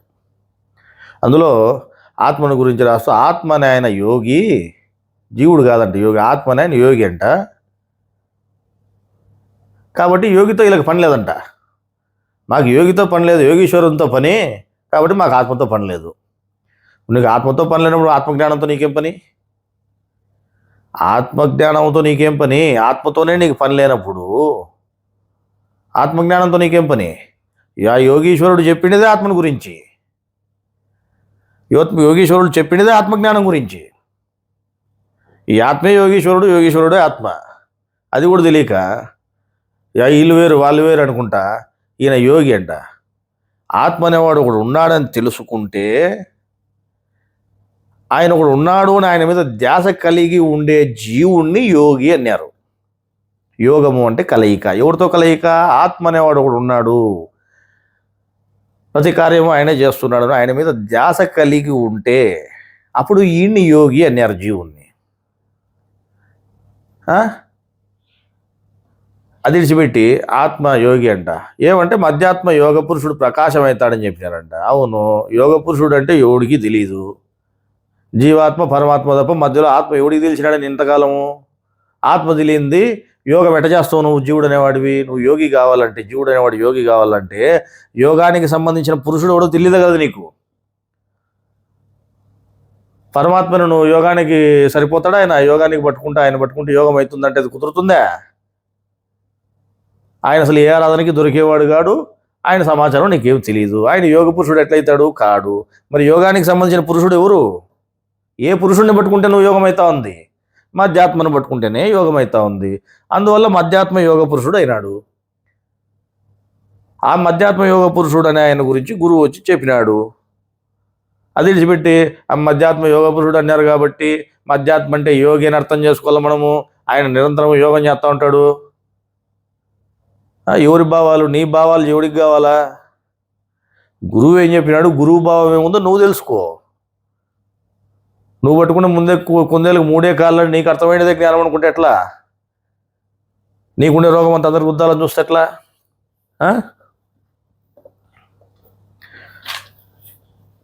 ఈ మధ్య ఈ కీర్తి కోసం ప్రాగలాడుకుంటే బోధకులు అనే వాళ్ళంతా ఇట్లే తయారైనాడు. ఒకటి మించి ఒకటి తయారైనాడు. ఇట్లాంటి వాళ్ళ గురించి చాలాసార్లు చెప్పారు, గ్రంథంలో కూడా చెప్పారు. ఏం చెప్పారు? ఇది ఎవరైనా చెప్పినా కూడా వినరంటే ఇలాంటి వాళ్ళు చాలా తలబిరుస్థానంతో ఉంటారంట. తలబిరుస్థానంతో అహంతో ఉంటారంట. మీరు ఇంకా చాలా వెనకబడ్డారండి, మేమే ముందరున్నాము. తనను తాను తగ్గించుకోమని గురువు చెప్తే వీళ్ళు తగ్గించుకునేది కాదు, హెచ్చించుకుంటారు అన్నమాట. మేము చాలా ముందరున్నాం, మేము చాలా ముందు, అందరూ మాకంటే వెనకలు ఉన్నారు అని. ఎవడు చెప్పినాడు మిమ్మల్ని హెచ్చించుకోమని? ఆయన నాకు ఏం చెప్పినాడు? నాకు జ్ఞానం తెలియదు, తెలుసుకోవాలి నేను, ఎవరి ద్వారా అయినా ఆయన తెలియజేయచ్చు. కాబట్టి సత్యం ఎక్కడి నుంచి వస్తుందని ఎదురు చూసేవాడికి, అటువంటి ఎదురు చూసేవాడు దేవునికి ఇష్టడు అవుతాడు. కానీ నాకు ఆల్రెడీ జ్ఞానం తెలుసు అని అనుకునేవాడు దేవునికి ఇష్టడు కాడు. అటువంటి వారికి జ్ఞానం అందియడు అని చెప్పలేదని నాకు గ్రంథంలో చదివి వినిపించలేదా? దైవ గ్రంథంలో మరి ఏ లెక్కసారంతో చెప్తున్నారు మాకు తెలుసు జ్ఞానం అంతా అని? ఇదేం చెప్తున్నారు చూడండి. తలబిరుస్తనంతో అహంతో ప్రవర్తిస్తూ తమకు తెలిసిందే నిజమైన జ్ఞానం అని అంటూ సత్యం చెప్పే జ్ఞానులను సైతము అజ్ఞానులుగా పోల్చి దూషిస్తారంట ఇట్లాంటి. అటువంటి వారిని దేవుడు అజ్ఞాన మార్గంనే పోనట్టు చేస్తాడు. మేటోళ్ళకి అదే గతి, అజ్ఞాన మార్గాన్ని పంపిస్తాడు మిమ్మల్ని. దేవుడు అలా ఎవరిని అపమార్గంలో వదిలేశాడో వాళ్ళు ఎంతకాలమైనా అదే మార్గంలో ఉంటారు తప్ప జ్ఞాన మార్గంలోకి రాలేరంట. వారికి బయట చూపు తప్ప లోపల చూపు ఏమాత్రం ఉండదు. శరీరాంతర్గత వ్యవస్థను అర్థం చేసుకోలేరు. బయట ఎంత గొప్ప జ్ఞాని అనిపించుకున్నా కూడా, అర్థమైందా? నువ్వు ఇట్లాంటి వ్యాసాలు రాసి నిన్ను ఎంత పెద్ద జ్ఞాని అనిపించుకున్నా కూడా, నువ్వు ఎంత పెద్ద గురువుగా బోధకుడుగా ఉన్నా కూడా నీ దారి తప్పుదారే, వాడి దారి తప్పుదారే అవుతుంది. వాడు ఎప్పటికీ మంచిదారికి రానే రాడు అని చెప్తున్నారు. అర్థమైందా? ఆ విధంగా తను తాను హెచ్చించుకునేటువంటి వాడు ఈ విధంగా ఉన్న జ్ఞానానికి అసత్య వాక్యాలని, వాక్యం ఒకటి ఉంటే ఆ వాక్యాలని మార్చి చెప్పేవాడు, ధర్మ వ్యతిరేకమైన బోధలు చేసే వాళ్ళ గురించి ఏం చెప్తున్నారు? మీరు ఎప్పటికీ మంచిదారులకి రారు అని చెప్తున్నారు. ఇంకా గురువు చెప్పినటువంటి సత్యాన్ని గ్రహించుకోకుండా మీ భావాలని జ్ఞానానికి రుద్ది అసలు అద్వితీయ కుమారుడు అంటే వేరు, ద్వితీయ కుమారుడు కూడా ఉన్నాడు, ఆత్మ ద్వితీయ కుమారుడు. అసలు ద్వితీయ కుమారుడు అంటే రెండో కుమారుడు ద్వితీయ కుమారుడు ఉన్నాడు అన్నప్పుడు అద్వితీయ కుమారుడు అని ఆయన పేరెందుకు పెట్టాలా? ఉండేవాడు ఒకడే, రెండోవాడు లేడు అని చెప్పే నిమిత్తం అద్వితీయ కుమారుడు అని పేరు పెడితే భగవంతునికి ఉన్నటువంటి ఆత్మే అద్వితీయ కుమారునిగా భగవంతునిగా భూమి మీదకి వస్తూ ఉంది అని చెప్తా ఉంటే మీరు సత్యాన్ని విశ్వసించకుండా సత్యాన్ని తిరస్కరించినారు. మీరు సత్యాన్ని తిరస్కరించి ఏం చెప్తున్నారు చూడండి, సత్యాన్ని తిరస్కరించి ఎన్నటికీ దానిని విశ్వసించరంట. ఎన్నటికీ విశ్వసించరు మీలాంటి వాళ్ళు. ఎన్నటికీ విశ్వసించకుండా ఉండేవారే దేవుని దృష్టిలో అత్యంత హీనమైన జంతువులు అని చెప్తున్నాడు ఆయన. మేం చెప్పినట్టు కాదు, మా మీద పడి ఏడ్చొద్దండి. ఏం చెప్తున్నాడు ఆయన? 8:55 ఏం చెప్తున్నాడు చూసుకోండి. సత్యాన్ని తిరస్కరించి ఎన్నటికీ దాన్ని విశ్వసించకుండా ఉండేవారే దేవుని దృష్టిలో అత్యంత హీనమైన జంతువులు. అర్థమైందా? ఇక్కడ భగవంతుడైన అటువంటి మనిషి చెప్పు సత్యము ఎవడైతే ఒప్పుకోలేదో, ఆ విధంగా విశ్వసించని వాడు ఎవడైతే ఉన్నాడో వాడు భూమి మీద అత్యంత హీనమైన జంతువు అని చెప్పినారంట. అటువంటి మనుషులను నీచమైన జంతువులుగా పోల్చి చెప్పారు. అర్థమైందా? జంతువు అంటే మీరు బాధపడద్దండి, మీరు కాదు, జంతువులు బాధపడాలి వాస్తవంగా దానితో మిమ్మల్ని పోల్చినందుకు. అసలు అర్థం ఏంటో చూడండి, దానికి ఏముంది అర్థము? జంతువు అంటే పుట్టినప్పటికీ వృధాగా బతుకున్నది అని అర్థము. తు అనగా వృధాగా, ఊ అనగా ఉండున్నది అని అర్థం, జా అంటే పుట్టినది అని అర్థము. దీనిని బట్టి జంతువు అనగా పుట్టి కూడా వృధాగా ఉండున్నది అని అర్థము. అటువంటిది జంతువులతో పోల్చి మరి ఆయన చెప్తా ఉన్నారు. ఈ విధంగా దేవుడు ఇంత కఠినంగా హెచ్చరిస్తున్నప్పటికీ కూడా కీర్తి కొరకు ప్రాకులాడుతూ ఆత్మకు భయపడండి అని దేవుడు చెప్పిన దైవగ్రంథంలో చెప్పినటువంటి జ్ఞానానికి వ్యతిరేకంగా చెప్పే బోధకులు కొందరైతే, వస్త్రాలంకరణ అని చెప్పి శరీరంలోని మనసు బుద్ధి యొక్క వివరాన్ని దేవుడు చెప్తే బయటి వస్త్రాలను పోల్చుకుని బయట మనం తెల్లగా బట్టలు వేసుకోవాలా, పవిత్రమైన ఆహారం తినమన్నాడు కాబట్టి మనం శాకాహారం మాత్రం తినాలా అని ఆడ చెప్పింది ఒకటైతే, బయటికి ఉన్న జ్ఞానాన్ని మార్చేస్తూ ఈ విధంగా చెప్పేవాళ్ళు కొందరైతే, ఈ విధంగా ఏకంగా ఆత్మతో మాకు పనే లేదు, ఆయనే యోగం చేసుకుంటున్నాడు, ఆయనతో మాకేం పని, మాకు యోగీశ్వరంతో పని, యోగులకి అధిపతి ఆత్మ, యోగానికి ఈశ్వరుడు, యోగమునికి పెద్ద ఆత్మ, అందుకే ఆయన యోగ పురుషుడు అన్నారు. అది విడిచిపెట్టి యోగీశ్వరుడిని ఇంకోరిని పట్టుకుంటామని ఇంకోరు ఉన్నారు ఎవరు అనుకుంటే ఎట్లా? ఎన్నో సందర్భాల్లో ఎన్నో చోట్ల శరీరంలోని ఆత్మే భగవంతుడిగా శరీరం ధరించి వస్తున్నాడు. ఇక్కడ కర్మ ఉంది కాబట్టి ఆయనకు పరిమితి ఉంది, వాడి శ్రద్ధను బట్టి మాత్రమే జ్ఞానం అందజేయాలి శరీరంలో దేవుడు. అందువల్ల పరిమితి లేకుండా జ్ఞానం తెలియజేయడానికి ఆయన ప్రత్యేకించి శరీరం ధరించి వస్తున్నాడు. శరీరంలో అణిగి ఉన్నటువంటి వాడే శరీరంలో నుంచి సజీవంగా బయటకు వస్తాడు అని ఆత్మని గురించి ఎన్నో చోట్ల గురువు చెప్తే దాన్ని పక్కకు పెట్టి మీ భావాలని ప్రజలకు రుద్దుతూ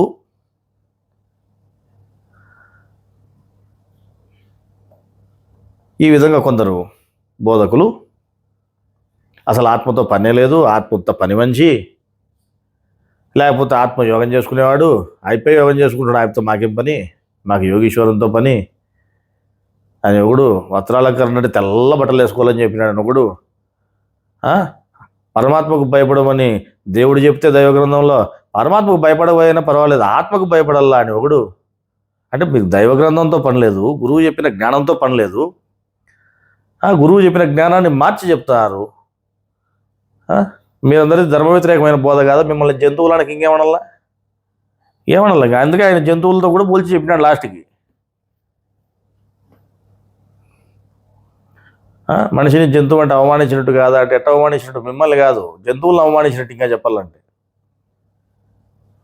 మరి గురువు ఎన్నో సంవత్సరాల పాటు జ్ఞానం చెబుతూ ఆరాధ్య దైవము ఒక్కడే అనే మాటను వినిపిస్తూ, ఆ ఆరాధ్య దైవమే మీ శరీరంలోని ఆత్మ, ఆయనే దైవము, ఆయనే మీకు కార్యకర్తగా ఉన్నాడు, ఆయనే మీకు దైవముగా కూడా ఉన్నాడు. అందువల్ల మీరు ఆత్మనే ఆరాధించండి, ఆత్మను ఆరాధిస్తేనే యోగం అవుతుంది.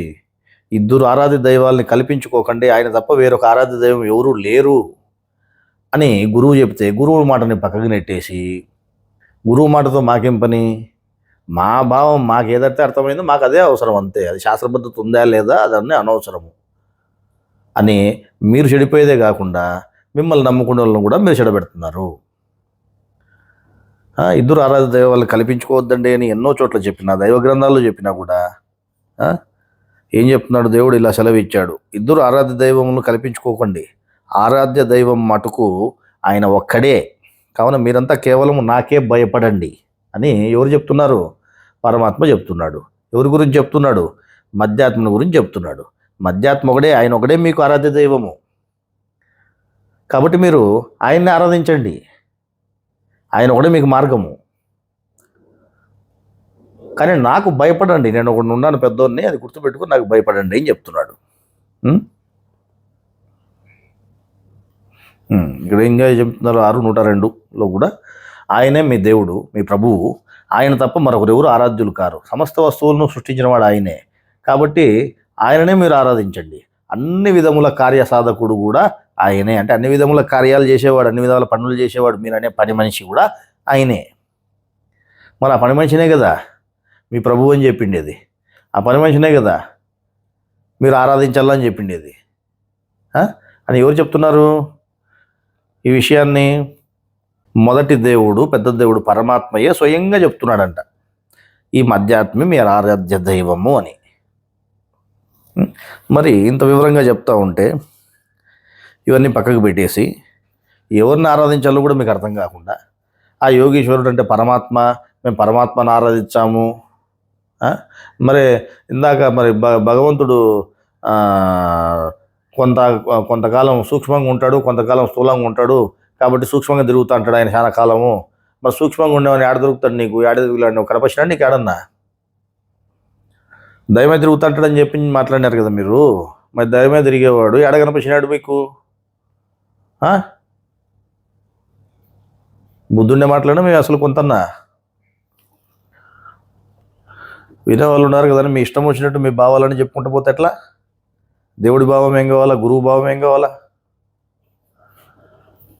సరే, ఈరోజు ఈ ఆరాధ్య దైవం అనే దాని గురించి ఇంకొంత వివరం మనం మళ్ళీ కూడా తెలుసుకుందాము.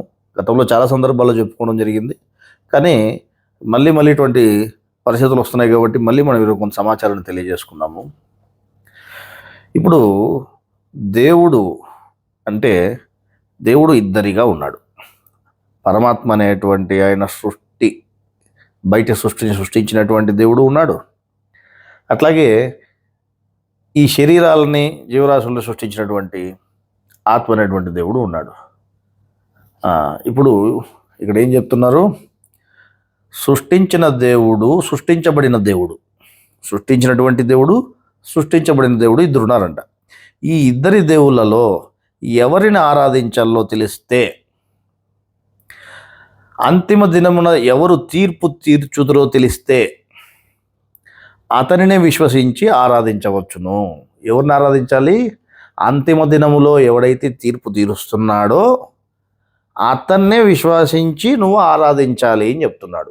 ఈ ఇద్దరిలో ఈ పరమాత్మ, ఈ మధ్యాత్మ, ఈ పరమాత్మకు ఆయన, ఈ పరమాత్మకు జీవాత్మకు మధ్యలో ఉండే ఆత్మ అంటే మధ్యాత్మ ఒక ఆయన.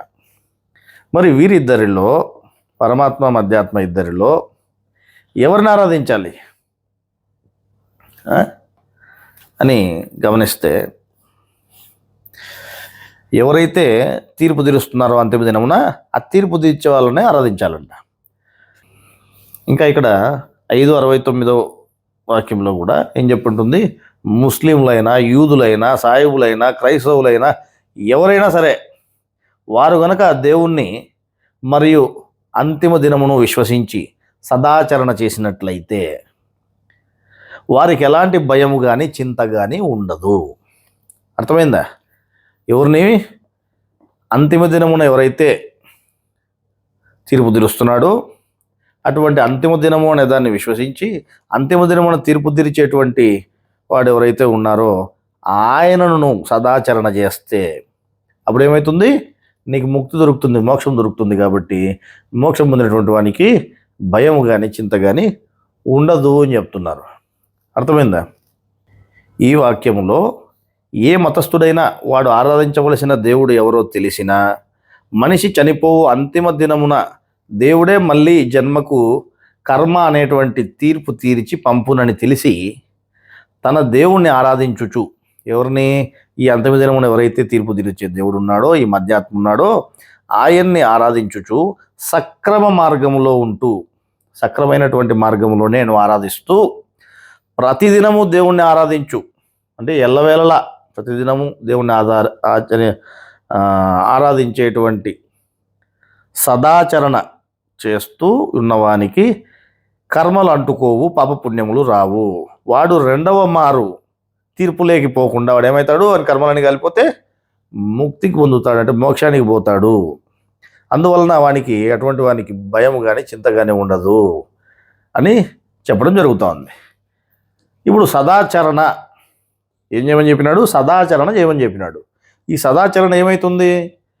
ఎవడైతే అంతిమ దినంలో తీర్పు తీర్చే దేవుడు ఉన్నాడో, ఎవరు తీరుస్తాడు అంతిమ దినంలో తీర్పు? పరమాత్మ తీర్పు తీరుస్తాడా, లేక మధ్యాత్మ తీర్పు తీరుస్తాడా? నీ శరీరంలో ఉండేటువంటి ఆత్మను ఎవరైతే కార్యకర్త అంటున్నావో ఆయన తీర్పు తీర్చి పంపిస్తున్నాడా? మీ శరీరంలో ఉన్నటువంటి మధ్యాత్మే అంతిమ దినంలో తీర్పు తీర్చి పంపిస్తున్నాడు. అందువల్ల అటువంటి మధ్యాత్మను నువ్వు ఆరాధిస్తే ఏమైతే ఉంది, అది కూడా సదాచరణ చేయాలంట. సదాచరణ చేస్తే నీకు ముక్తి అనేది లభిస్తుంది, నీకు ఎటువంటి భయం చింత అవసరం లేదు అని చెప్తున్నాడు. అసలు సదాచరణ అంటే ఏమిటిది?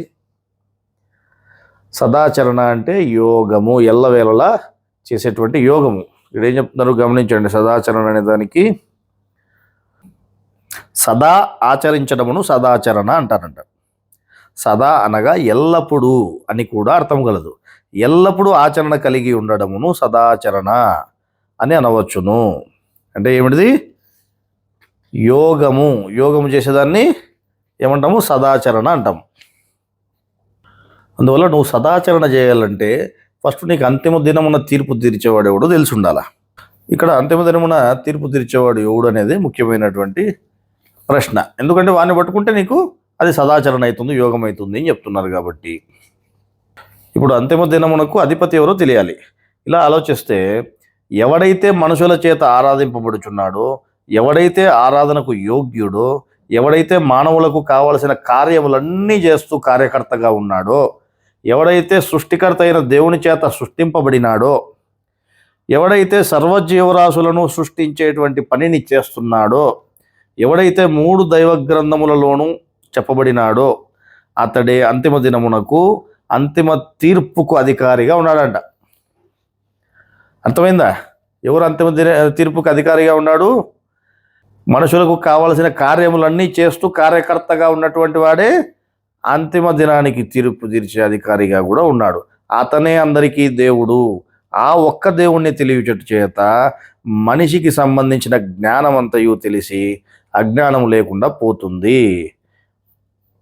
అర్థమైందా? అందువల్ల మరి ఎవరైతే ఈ మధ్యాత్మగా ఉండి కార్యకర్తగా ఉన్నాడో ఆయనే అంతిమ దినానికి అధికారి. అంతిమ దినంలో తీర్పు తీర్చేవాడు ఆయనే. ఆయన్ని నువ్వు విశ్వసిస్తే, అంతిమ దినాన్ని విశ్వసించి అంతిమ దినంలో తీర్పు తీర్చేవాడు ఎవరైనా తెలుసుకుని ఆయనను నువ్వు సదాచరణ చేస్తే, ఆయన్ని సదా ఆచరణ చేస్తే, ఆరాధిస్తే ఏమైతుంది? అది యోగముగా మారి నీకు ముక్తి లభిస్తూ ఉంది. మరి మీరు ఎవరైతే ఆయన యోగి, ఆయనతో మాకు పని లేదు, మాకు యోగీశ్వరంతో పని అని మీరు చెప్తే, మరి మీరు చెప్పినది అజ్ఞానం కాదా? ధర్మ వ్యతిరేకమైన బోధ కాదా? మరి అంతిమ దినంలో తీర్పు తీర్చేవాడు నువ్వు చెప్పినటువంటి యోగి అని చెప్తున్నావే, ఆత్మ ఆయనే కదా. నువ్వు ఆయన్ను పట్టుకుంటేనే నీకు గతి, ఆయనే నీకు మార్గము. అర్థమైందా?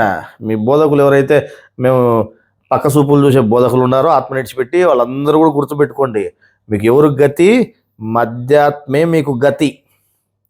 ఆయనే మీకు దారి, ఆయనే మీకు గమ్యము. అర్థమైందా? మీకు గతి ఆయనే, దారి గమ్యం అన్నీ ఆయనే. మాకు మధ్యాత్మతో పని ఏముంది, ఆయన పని మంచి అంటే ఆయనకు కూడా మీతో ఏం పని లేదు. మీకు పని లేదు కాబట్టి మీకు ఆయన జ్ఞానం అర్థం కాకుండా చేసినాడు. ఆయన ఏం చెప్పినాడు? వీళ్ళు నాకు అయిష్టులు అని చెప్పినాడు, వీళ్ళు జంతువుల కంటే హీనము అని చెప్పినాడు. అటువంటి వారికి నా జ్ఞానాన్ని అర్థం కాకుండా చేస్తాను, వాళ్ళని తప్పుదారిలోనే పంపిస్తాను అని చెప్పినాడు. గ్రంథంలోని జ్ఞానమే నేను తప్పుగా అర్థమయ్యేటట్టు చేస్తాను అని చెప్పినాడు. అందుకే మీకు తప్పుగానే అర్థమైంది. మీరు జీవితం అంతా మీరేం మారరు. మీరు మారతారని ఆయన ఏం చెప్పలే. మిమ్మల్ని దేవుడే మార్చను అని చెప్పినాడు. కాబట్టి మీరు ఆయన సూక్ష్మంగా తిరుగుతున్నాడు అంటారు కదా, దయ్యం మాదిరి. ఎవరో యోగీశ్వరుడు. కాబట్టి ఆయన కోసమే తుగులాడుకోండి. అర్థమైందా? మీకు యోగంతో పనిలే, సదాచరణతో అసలే పనిలే మీకు. అంతిమ దినంతో తిరుపతి శవంతో ఇంకేం పని మీకు? మీకు అసలు ఆ భయము లేదు, ఆ తిరుపతితో మీకు పని లేదు. ఆయనే పని మంచి అంటే మీరు అంతిమ దినం తిరుపతి శవాన్నే ఆయన పని మంచో లేకపోతే మిమ్మల్ని పని మంచులుగా చేస్తాడు, ఏం చేస్తాడు తర్వాత ఆయన తిరుపతిలో తెలుస్తుంది మీకు. ఇక్కడ ఇంకో ముఖ్యమైన విషయం కూడా చెప్తున్నారు, గమనించండి. ఏం చెప్తున్నారు? దేవుని జ్ఞానానికి తప్పుగా చెబితే, దేవుడు జ్ఞానానికి, దేవుని వాక్యానికి వీరు చెప్పినట్టుగా ఈ విధంగా మార్చి మీ భావాలన్నీ దూర్చి తప్పు అర్థాలు చెబితే దేవుని ఆగ్రహానికి గురిగాక తప్పదు అని చెప్తున్నాడు. అర్థమైందా? దేవుని ఆగ్రహానికి గురి కాక తప్పదు. ఆ విధంగా గ్రంథంలో ఎన్నో చోట్ల చెప్పినప్పటికీ ఇద్దరు దేవుళ్ళలో రెండవ వాడే ఆరాధనకు యోగ్యుడని, మొదటి ఆయన అంటే పరమాత్మ ఏమీ చేయని వాడని, ఆత్మే మనిషి చేయు ప్రతి కార్యానికి కూడా కార్యకర్తగా ఉన్నాడని, పరమాత్మ ఆయన ఏ అక్కర లేనివాడిగా ఉంటూ ఎవరి ఆరాధనలతో కూడా ఏ సంబంధము లేనివాడిగా ఉన్నాడని ఇంత క్లియర్గా ఇక్కడ గ్రంథంలో చెప్తా ఉంటే మరి దీనిని వదిలేసి దేవుని యొక్క విధానం అర్థము గాక, దేవుని ఏకత్వం అనేది అసలుకే అర్థము గాక, ఆయన ఒక ఆయన మందిరంలో ఉండే బోధకులు, ఇంకా పెద్ద బోధకులు వీళ్ళంతా, ఆయనైతే అంతటా వ్యాపించున్న పరమాత్మకు నమస్కారం అంటాడు. ఆయన నాకు ఏ ఆరాధన అక్కర్లేదు, నీ ఏ అక్కర లేని వాడిని, నాకు మీ ఆరాధనలతో పనే లేదు, మీకు అవసరమే లేదు, పోండి, నేను ఒకటి ఉన్నాను గుర్తుపెట్టుకుని నాకు భయపడి ఉండండి, ఆయన్ని ఆరాధించండి, మీరు మీ భక్తి అంతా ఆయనకు చూపించండి, ఆత్మ మీద చూపించండి, ఆయనకు మీరు నమస్కరించండి, నేను చెప్పినట్టు వింటే మీరు నాకు భయపడి ఉన్నట్లయితుంది, నేను చెప్పినట్టు వినకపోతే ఏమవుతుంది, మీరు భయం లేకుండా ప్రవర్తించినట్టు అవుతుందని ఆయన చెప్తే, ఆయన చెప్పి మాటలతో మాకు అవన్నీ అవసరం లే, నేను నీకేం ముక్కుతాం అని పరమాత్మ ముఖ్య వాళ్ళు కూడా తయారయ్యారు. వీళ్ళు మళ్ళీ బోధకులు మందిరంలో నిలబడుకొని బోధలు చేస్తారు. మరి ఇంత క్షుణ్ణంగా దైవ గ్రంథంలో ఏ ఆత్మను ఆరాధించాలో తెలియజేస్తూ ఉంటే, ఎవరు ఆరాధనకు అక్కర్లేనివాడో కూడా తెలియజేస్తూ ఉంటే, మరి ఎందుకు వీళ్ళకి అర్థం కావట్లేదు? ఎందుకు వీరు తప్పు వాక్యానాలు చెప్తున్నారు? ఎందుకు ప్రజలను తప్పుదారి పట్టిస్తున్నారు అని గమనిస్తే దేవుడు ఏం చెప్తున్నాడంటే, వీరి భావాలు సరిగా లేకపోవడం వల్ల ఇక్కడ ఏం చెప్తున్నాడు గమనించండి. 16:108 వారి హృదయాలపై, వారి చెవులపై, వారి కళ్ళపై దేవుడు ముద్ర వేశాడంట. పరధ్యానానికి గురైన వారంటే వీళ్ళేం చెప్తున్నాడు? మనిషికి చెవులు, కళ్ళు బయట విషయాలు తెలియజేస్తాయి. దేవుని ధర్మములు జ్ఞానబోధల రూపంలో ఉంటాయంట. హృదయము అను బ్రహ్మనాడిలో ఉన్న బుద్ధికి జ్ఞానము తెలియాల్సినటువంటి అవసరం ఉంది. అయితే అవిశ్వాసులు అంటే దేవునికి ఇష్టం లేనటువంటి వాళ్ళు వీళ్ళు ఏ విధంగా ఉంటారు? దేవుడు అనేవాడిని నమ్ముతున్నాం అంటారు. మేము దేవుడిని ఎందుకు నమ్మము, ఆయనే మాకు గురువు, ఆయనే మాకు ఇది, మేము దేవుడినే నమ్ముతున్నాము అని అంటారంట. వీళ్ళు దేవుడు అనేవాడిని విశ్వసిస్తున్నాము అని దేవుని జ్ఞానాన్ని మాత్రం తప్పుగా తీసుకుంటారంట, విశ్వసించారంట. అటువంటి వారికి గురువు జ్ఞానబోధ చెప్పినా, అటువంటి వాళ్ళ గురువే జ్ఞానబోధ చెప్పినా వారిలోనికి అది వినిపించినా వాని బుద్ధి గ్రహించదు. దైవ గ్రంథంలోని జ్ఞానమును సక్రమంగా గ్రహించక తమకు తెలిసినదే జ్ఞానమనుచు దైవ జ్ఞానమును తిరస్కరించు వానికి దేవుడు భగవంతుడిగా వచ్చి చెప్పినా ఆ బోధవాడు వినడు, వినినా వాని బుద్ధి గ్రహించదు. అందువలన దేవుడు వాడి కళ్ళను చెవులను మూసివేసి ఎవరూ తెరవని విధంగా, అనగా ఎవరు చెప్పినా కూడా అర్థము కాని విధంగా ముద్ర వేసేసినాడు అని చెప్తున్నారు. అందువల్ల వాని బుద్ధికి జ్ఞానం ఏమాత్రము చేరదంట. అర్థమైందా? మిగతా వలన జాగ్రత్త పడతారని చెప్తున్నాం మేము ఈ విషయాలన్నీ. మీరు ఆల్రెడీ దేవునికి అయిష్టులుగా ఉన్నారు కాబట్టి మీకు దేవుని జ్ఞానాన్ని తప్పుగా అర్థమయ్యేటట్టు చేస్తాడంట దేవుడే. అందువల్ల మీకు అలాగే తప్పుగానే అర్థమవుతుంది. శరీరంలో ఆత్మ వేరు, భగవంతుడు వేరు, శరీరంలో ఆత్మ కార్యకర్తే, లేకపోతే ఆయనే యోగం చేసుకుంటున్నాడు, ఇక మాకు ఆయనతో పనే ఉంది, మేము ఆయన యోగ పురుషుడు అని చెప్పినాడు అంటే యోగం చేసుకుంటున్నాడని మనకు తెలిసింది కాబట్టి ఇంక అంత సరిపోయింది, ఆయనతో పని లేదు ఇంకా అని ఇట్లా తప్పుగా అర్థమయ్యి తప్పు దారిలో 10 మందిని పంపిస్తూ, అదేవిధంగా ఇంకా ఎక్కువ మందిని బోల్టా కొట్టిస్తూ మాయ ఏం చేసింది, ఎవరైతే పెద్ద బోధకులు అని చెప్పుకునే వాళ్ళు ఉంటారో వాళ్ళనే ఆత్మకు భయపడల్లా అని చెప్పించుతూ మొట్టమొదటికి అజ్ఞానంలో కూర్చోబెట్టేసింది అందరినీ. అర్థమైందా? కాబట్టి ఏ బోధకుడు ఏ విధంగా దారి తప్పించే పరిస్థితుల్లో ఉన్నారో ప్రస్తుతం అర్థం కాని స్థితిలో జిజ్ఞాసులైనటువంటి వాళ్ళు, జ్ఞానం తెలుసుకోవాలనుకున్నటువంటి వాళ్ళు ఉన్నటువంటి పరిస్థితి. అందువల్ల మీరు ఎందుకు ఆధారపడుతున్నారు బోధకుల మీద? ఎవడో మాకు పలానోడు చెప్పాలా అని ఒక మనిషిని గొప్పగా పెట్టుకోవాల్సిన అవసరం మీకేమొచ్చింది? గురువును గొప్పగా పెట్టుకోండి. గురువు చెప్పిన జ్ఞానం మీ ముందర ఉంది, దైవ గ్రంథం మీ ముందర ఉంది. గ్రంథం చేతిలో పట్టుకున్నారంటే గురువు మీ ముందర ఉన్నట్టే కదా, గురువే కదా మీకు బోధ చెప్తున్నాడు ఇక్కడ. మరి మీరు గురువుని ఆశ్రయించకుండా, గురువు చెప్పిన బోధన ఆశ్రయించకుండా మనుషుల్ని నమ్ముకోవాల్సిన అవసరం ఏముంది? ఈ పొద్దు ఒక్కొక్క బోధకుడు ఒక్కొక్క రకమైన తప్పుదారిలో పంపించేటువంటి పరిస్థితులకు పోయి వాళ్ళు తప్పుదారిలో పోవడమే కాకుండా వాళ్ళని నమ్ముకున్న వాళ్ళందరినీ కూడా భ్రష్టు పట్టించే పరిస్థితికి వాళ్ళు తయారైనారంటే మీరు వాళ్ళ వెనకాల ఎందుకు పడుతున్నారు అసలు? గురువు ఇచ్చింది జ్ఞానం కాదా? ఇంత జ్ఞానం మీకు సరిపోలేదా? ముక్తి పొందడానికి ఎంత జ్ఞానం కావాలో అంత జ్ఞానాన్ని ఆయన ప్రసాదించిపోతే మీరు ఇంకా బోధకులు అంటే ఎందుకు పడుతున్నారు? ఇగో గ్రంథంలో ఏమడుగుతున్నాడు చూడండి, గురువే అడుగుతున్నాడు. దేవుడు ప్రతి ఒక్కరికి దైవ గ్రంథాన్ని ఇచ్చినాడంట, ప్రతి ప్రాంతానికి దైవ గ్రంథాన్ని ఇచ్చినాడు, చదివేదానికి అక్షర జ్ఞానాన్ని కూడా ఇచ్చినాడు. మీకు చిన్నప్పటి నుంచి చదువు నేర్పించి మొత్తానికి అక్షర జ్ఞానం అనేదాన్ని కూడా మీకు ఇచ్చినాడు కదా.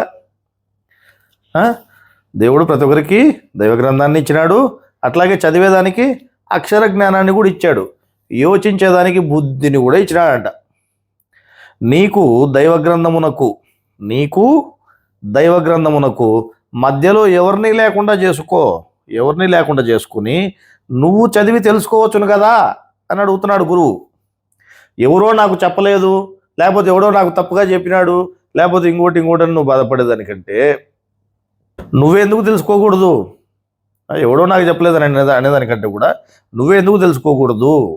నీకు అక్షర జ్ఞానం లేదా? నీకు యోచించేదానికి బుద్ధి లేదా? నీకు చదువుకునేదానికి గ్రంథం లేదా? గురువు అడుగుతున్నాడు ఆ విషయాన్ని. మరి ఇగో 417 పేజీ వజ్రవాక్యాల్లో చదువుకోండి మీరే. గురువు అడుగుతున్నాడు అదే విషయాన్ని. మీకు అక్షర జ్ఞానాన్ని ఇచ్చినాను నేను, చదువుకునేదానికి దైవ గ్రంథాన్ని ఇచ్చినాను, యోచన చేసేదానికి బుద్ధిని ఇచ్చినాను, మళ్ళా మీకు మధ్యలో ఇంకో మనిషి ఎందుకు అని అడుగుతున్నాడు. నీకు దైవ గ్రంథమునకు మధ్యలో ఎవరిని లేకుండా చేసుకుని నువ్వే చదివి తెలుసుకోవచ్చును కదా అని అడుగుతున్నాడు. ఎవరిని లేకుండా చేసుకో.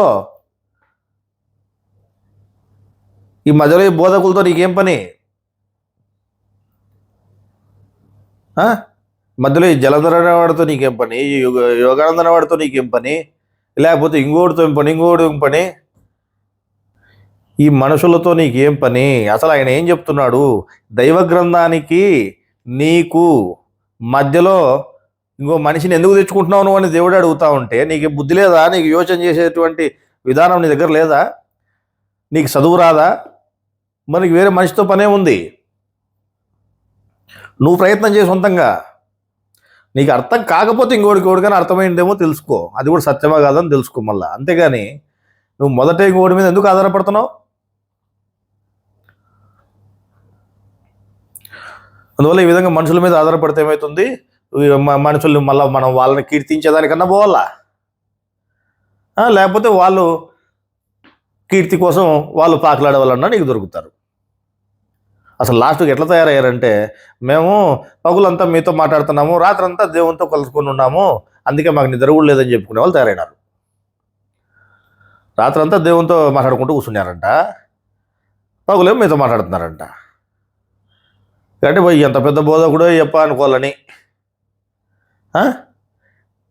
మిమ్మల్ని మోసపుచ్చేదానికి ఇంత మోసగాళ్ళు తయారైనారు.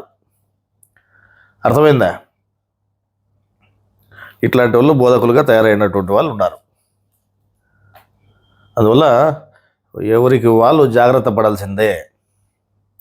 జాగ్రత్త పడి జ్ఞానాన్ని స్వయంగా తెలుసుకునేదానికి ప్రయత్నం చేయండి. ఒకవేళ ఎవడన్నా చెప్పినది విన్నా ఇది సత్యమా కాదా అని యోచన చేయండి. మీకు బుద్ధి ఇచ్చినాడు కదా, మీరు యోచన చేసి దేవుడా మాకు అర్థమయ్యేటట్టు చెయ్యి నువ్వు వేడుకుంటే అది సత్యమో కాదో అర్థమయ్యేటట్టు చేస్తాడు. అంతేగాని మేము పలానోడిని నమ్ముకున్నామని వాడి వెనకాల ఇంతమంది, మేము ఈయన నమ్ముకున్నామని ఈయన వెనకాల ఇంతమంది, ఎవరు నమ్ముకునే వాడి వెనకాల పరిగెడతా ఉంటే ఏం ప్రయోజనం? మనుషులు నమ్ముకుని వాళ్ళ వెనకాల పరిగెడితే ఏ ప్రయోజనం లేదు. దేవుని నమ్ముకోండి, అర్థమైందా? దేవుడు చెప్పిన జ్ఞానాన్ని నమ్ముకోండి. అప్పుడు ఆ జ్ఞానం వెనకాల పరిగెడితే నీకు మోక్షం అనేదన్నా దొరుకుతుంది. అది విడిచిపెట్టి మనుషుల వెనకాల పరిగెడితే ఏమొస్తుంది? అట్లా మనుషుల వెనకాల పరిగెడితే ఏమవుతుంది? లాస్ట్కు వాళ్ళు చెప్పినట్టల్లో నువ్వు వాడాల్సి వస్తుంది, వాళ్ళు ఆడించినట్టల్లో నువ్వు వాడాల్సి వస్తుంది. ఇగో చెప్తున్నారు కదా, నేడు ప్రతి మనిషి దేవుడు చెప్పిన జ్ఞానమును వదిలిపెట్టి మనుషులు చెప్పే నియమాలను ఎక్కువగా ఆచరిస్తున్నాడంట. మరి మీరేం చేస్తున్నారు ఈరోజు? మీరు మందిరానికి పోయే వాళ్ళతో ఏం చేస్తున్నారు? ఆడ పెద్దలు చెప్పినట్టు నియమాలు ఫాలో అవుతున్నారా, మీరు జ్ఞానాన్ని ఫాలో అవుతున్నారా? యోచన చేసుకోండి. అలా మనుషులు చెప్పిన నియమాలతో దేవుని వైపు కాకుండా లాస్ట్కు మాయ వైపు పోయినట్లయితుందంట. మనుషులు చెప్పిన నియమాలు పట్టుకొని పోతే, మనుషులు బోధించిన నియమాలను అనుసరించడం వల్ల ఏమవుతా ఉంది? మాయ వైపు ప్రయాణం చేసినట్టు అవుతా ఉంది. అందువల్ల ఈ మనుషులను నమ్ముకుంటే ఈ మనుషులు పెట్టే నియమాలకు కూడా లోబడాల్సి వస్తుంది. మీరు బంధనాల నుంచి ముక్తిని చేయనికి వచ్చినాడు మిమ్మల్ని గురువు చెప్తే మీరు మళ్ళీ బంధనాల్లోనే ఇరుక్కుపోయేదానికే మీ ప్రయత్నం అంతా ఉంటుంది. యువనోడి కింద ఉండాలి మనం, అంతే. యువనోడి కింద వంకోవాల్సిన పరిస్థితి నీకెందుకు? నువ్వు స్వచ్ఛంగా నీకు గ్రంథం ఇచ్చినప్పుడు నువ్వు చదువుకో. గురువు ఎప్పుడో చెప్పినాడు, జ్ఞానం అర్థమైనోడు అసలు ఇటుకి రావాల్సిన అవసరం కూడా లేదు, రాడు కూడా అని చెప్పినాడు. జ్ఞానం అర్థం కానివాడే ఇటుకు వస్తాడు మందిరం దగ్గరికి అని చెప్పినాడు. అర్థం కాకపోతే వస్తాడు. అర్థమైతే ఏముంది? వాడు దేవుడు అనేవాడు ఎక్కడున్నాడు, శరీరంలో ఉండేటువంటి దేవుడిని ఏ విధంగా మనం ఆరాధించాలనే తెలుస్తుంది మనకి. వాడు ఆ పనిలో ఉంటాడు. అందువల్ల ఇప్పటి నుంచి ఈ బోధకులను నమ్ముకోకుండా గురువుని నమ్ముకోండి. గురువు చెప్పినటువంటి జ్ఞానాన్ని నమ్ముకోండి. మీరు బయట ప్రచారానికి పోయినా దేనికి పోయినా మేమేదో గ్రంథాలు అమ్మేళ్ళు అర్జెంటుగా అమ్మేచ్చా, మాకేదో మేలు జరుగుతుంది, ఆడ మళ్ళా స్వార్థమే. మాకేందో మేలు జరుగుతుంది గ్రంథాలు అమ్ముతేనే. ఏంది మేలు జరిగేది కాదు. నువ్వు గ్రంథాలు అమ్మడం కాదు, శ్రద్ధ ఉన్నోడికి జ్ఞానాన్ని అందజేయాలనేది నువ్వు పెట్టుకో. ఆ శ్రద్ధ ఉన్నవాడికి మాత్రమే ఇయ్యి. సత్యం చెప్పు. మా గ్రంథాల్లో 3 దైవ గ్రంథాలు మాకు సమానమే, మతం అనేదాన్ని మేము ఒప్పుకోము. 3 దైవ గ్రంథాలు కలిపి ఒకే దైవ గ్రంథం అని మా భావన. మీకు కావాలంటే చెప్పండి. మీకు భగవద్గీతకి, ఖురాన్ గ్రంథానికి, బైబిల్ గ్రంథానికి సమానత్వం ఏముంది, అందులో ఉన్న విషయమే ఇందులో ఉందా లేదా, ఎక్కడెక్కడ ఏ విధానాలు ఉన్నాయి అవన్నీ మీరు సమయం ఇస్తే మేము తెలియజేస్తాము. మీకు తెలుసుకునే ఆసక్తి ఉంటే తెలియజేస్తాము. లేదా మీరే స్వయంగా చదివి తెలుసుకోండి ఈ గ్రంథాలని మీకు ఆసక్తి ఉంటే అనేటువంటి సత్యాన్ని చెప్పండి. మీరు మూసిపెట్టి వ్యాపారం ఎందుకు చేస్తాయో? ఎట్టో ఒకటి గ్రంథం అమ్మాలోనికి మేము 10 గ్రంథాలు అమ్మినాం అనిపించుకోవాలా. సాయంకాలం వేళకి మా కమిటీ ఇన్ని అమ్మినామంటే ఆడ పైన నుంచి వాళ్ళు పర్వాలేదు మీరు బాగా అమ్మినారు పలానా కమిటీ వాళ్ళు అంటారు. ఎందుకు ఇది అవతారం రోగం అంతా? ఇవన్నీ జ్ఞానం ప్రకారం నడుచుకునేట్టు కాదు, మీరు జ్ఞానానికి వ్యతిరేకంగా నడుచుకునేట్టు అవుతుంది. ఆలోచన చేసుకుంటారు అంతా. అందువల్ల ప్రజలకు ఇప్పటి నుంచైనా సత్యాన్ని తెలియజేయండి. లాస్ట్కు మీకు చెప్పేది చేతగాక మీరు సత్యం చెప్పుకోకుండా ఆ సత్యాన్ని మూసిపెట్టేదానికోసం లాస్ట్కు గురువును కూడా దొంగం చేసే పరిస్థితికి తయారైనారు. మీ గ్రంథంలో అంతా ఏదో మీరు దొంగతనం చేశారు, మీరు తప్పుగా రాసినాడు, ప్రభువు గురించి రాసినారు, మీరు ఇంకోరు అంటే ఒరే తిక్కుడా ప్రభు అయినా దేవుడే కృష్ణుడైనా ఏదైనా ఒకటేరా, చెప్పిన జ్ఞానం ఒకటేరా అనేది మీకు అర్థమయ్యేటట్టు చెప్పలేక చేతగాక లాస్ట్కు ఇంకొక ఆయన కూడా దొంగతనం చేసినాడు, మేం చేస్తే ఏం పెద్ద పని అని చెప్పని అడుగుతారు. అందువల్ల ఇప్పటి నుంచైనా ఈ మనుషుల వెనకాల పడేది మానేసి దేవుని జ్ఞానం వెనకాల పడి జ్ఞానం తెలుసుకోండి. జ్ఞానం కోసం శ్రమించండి.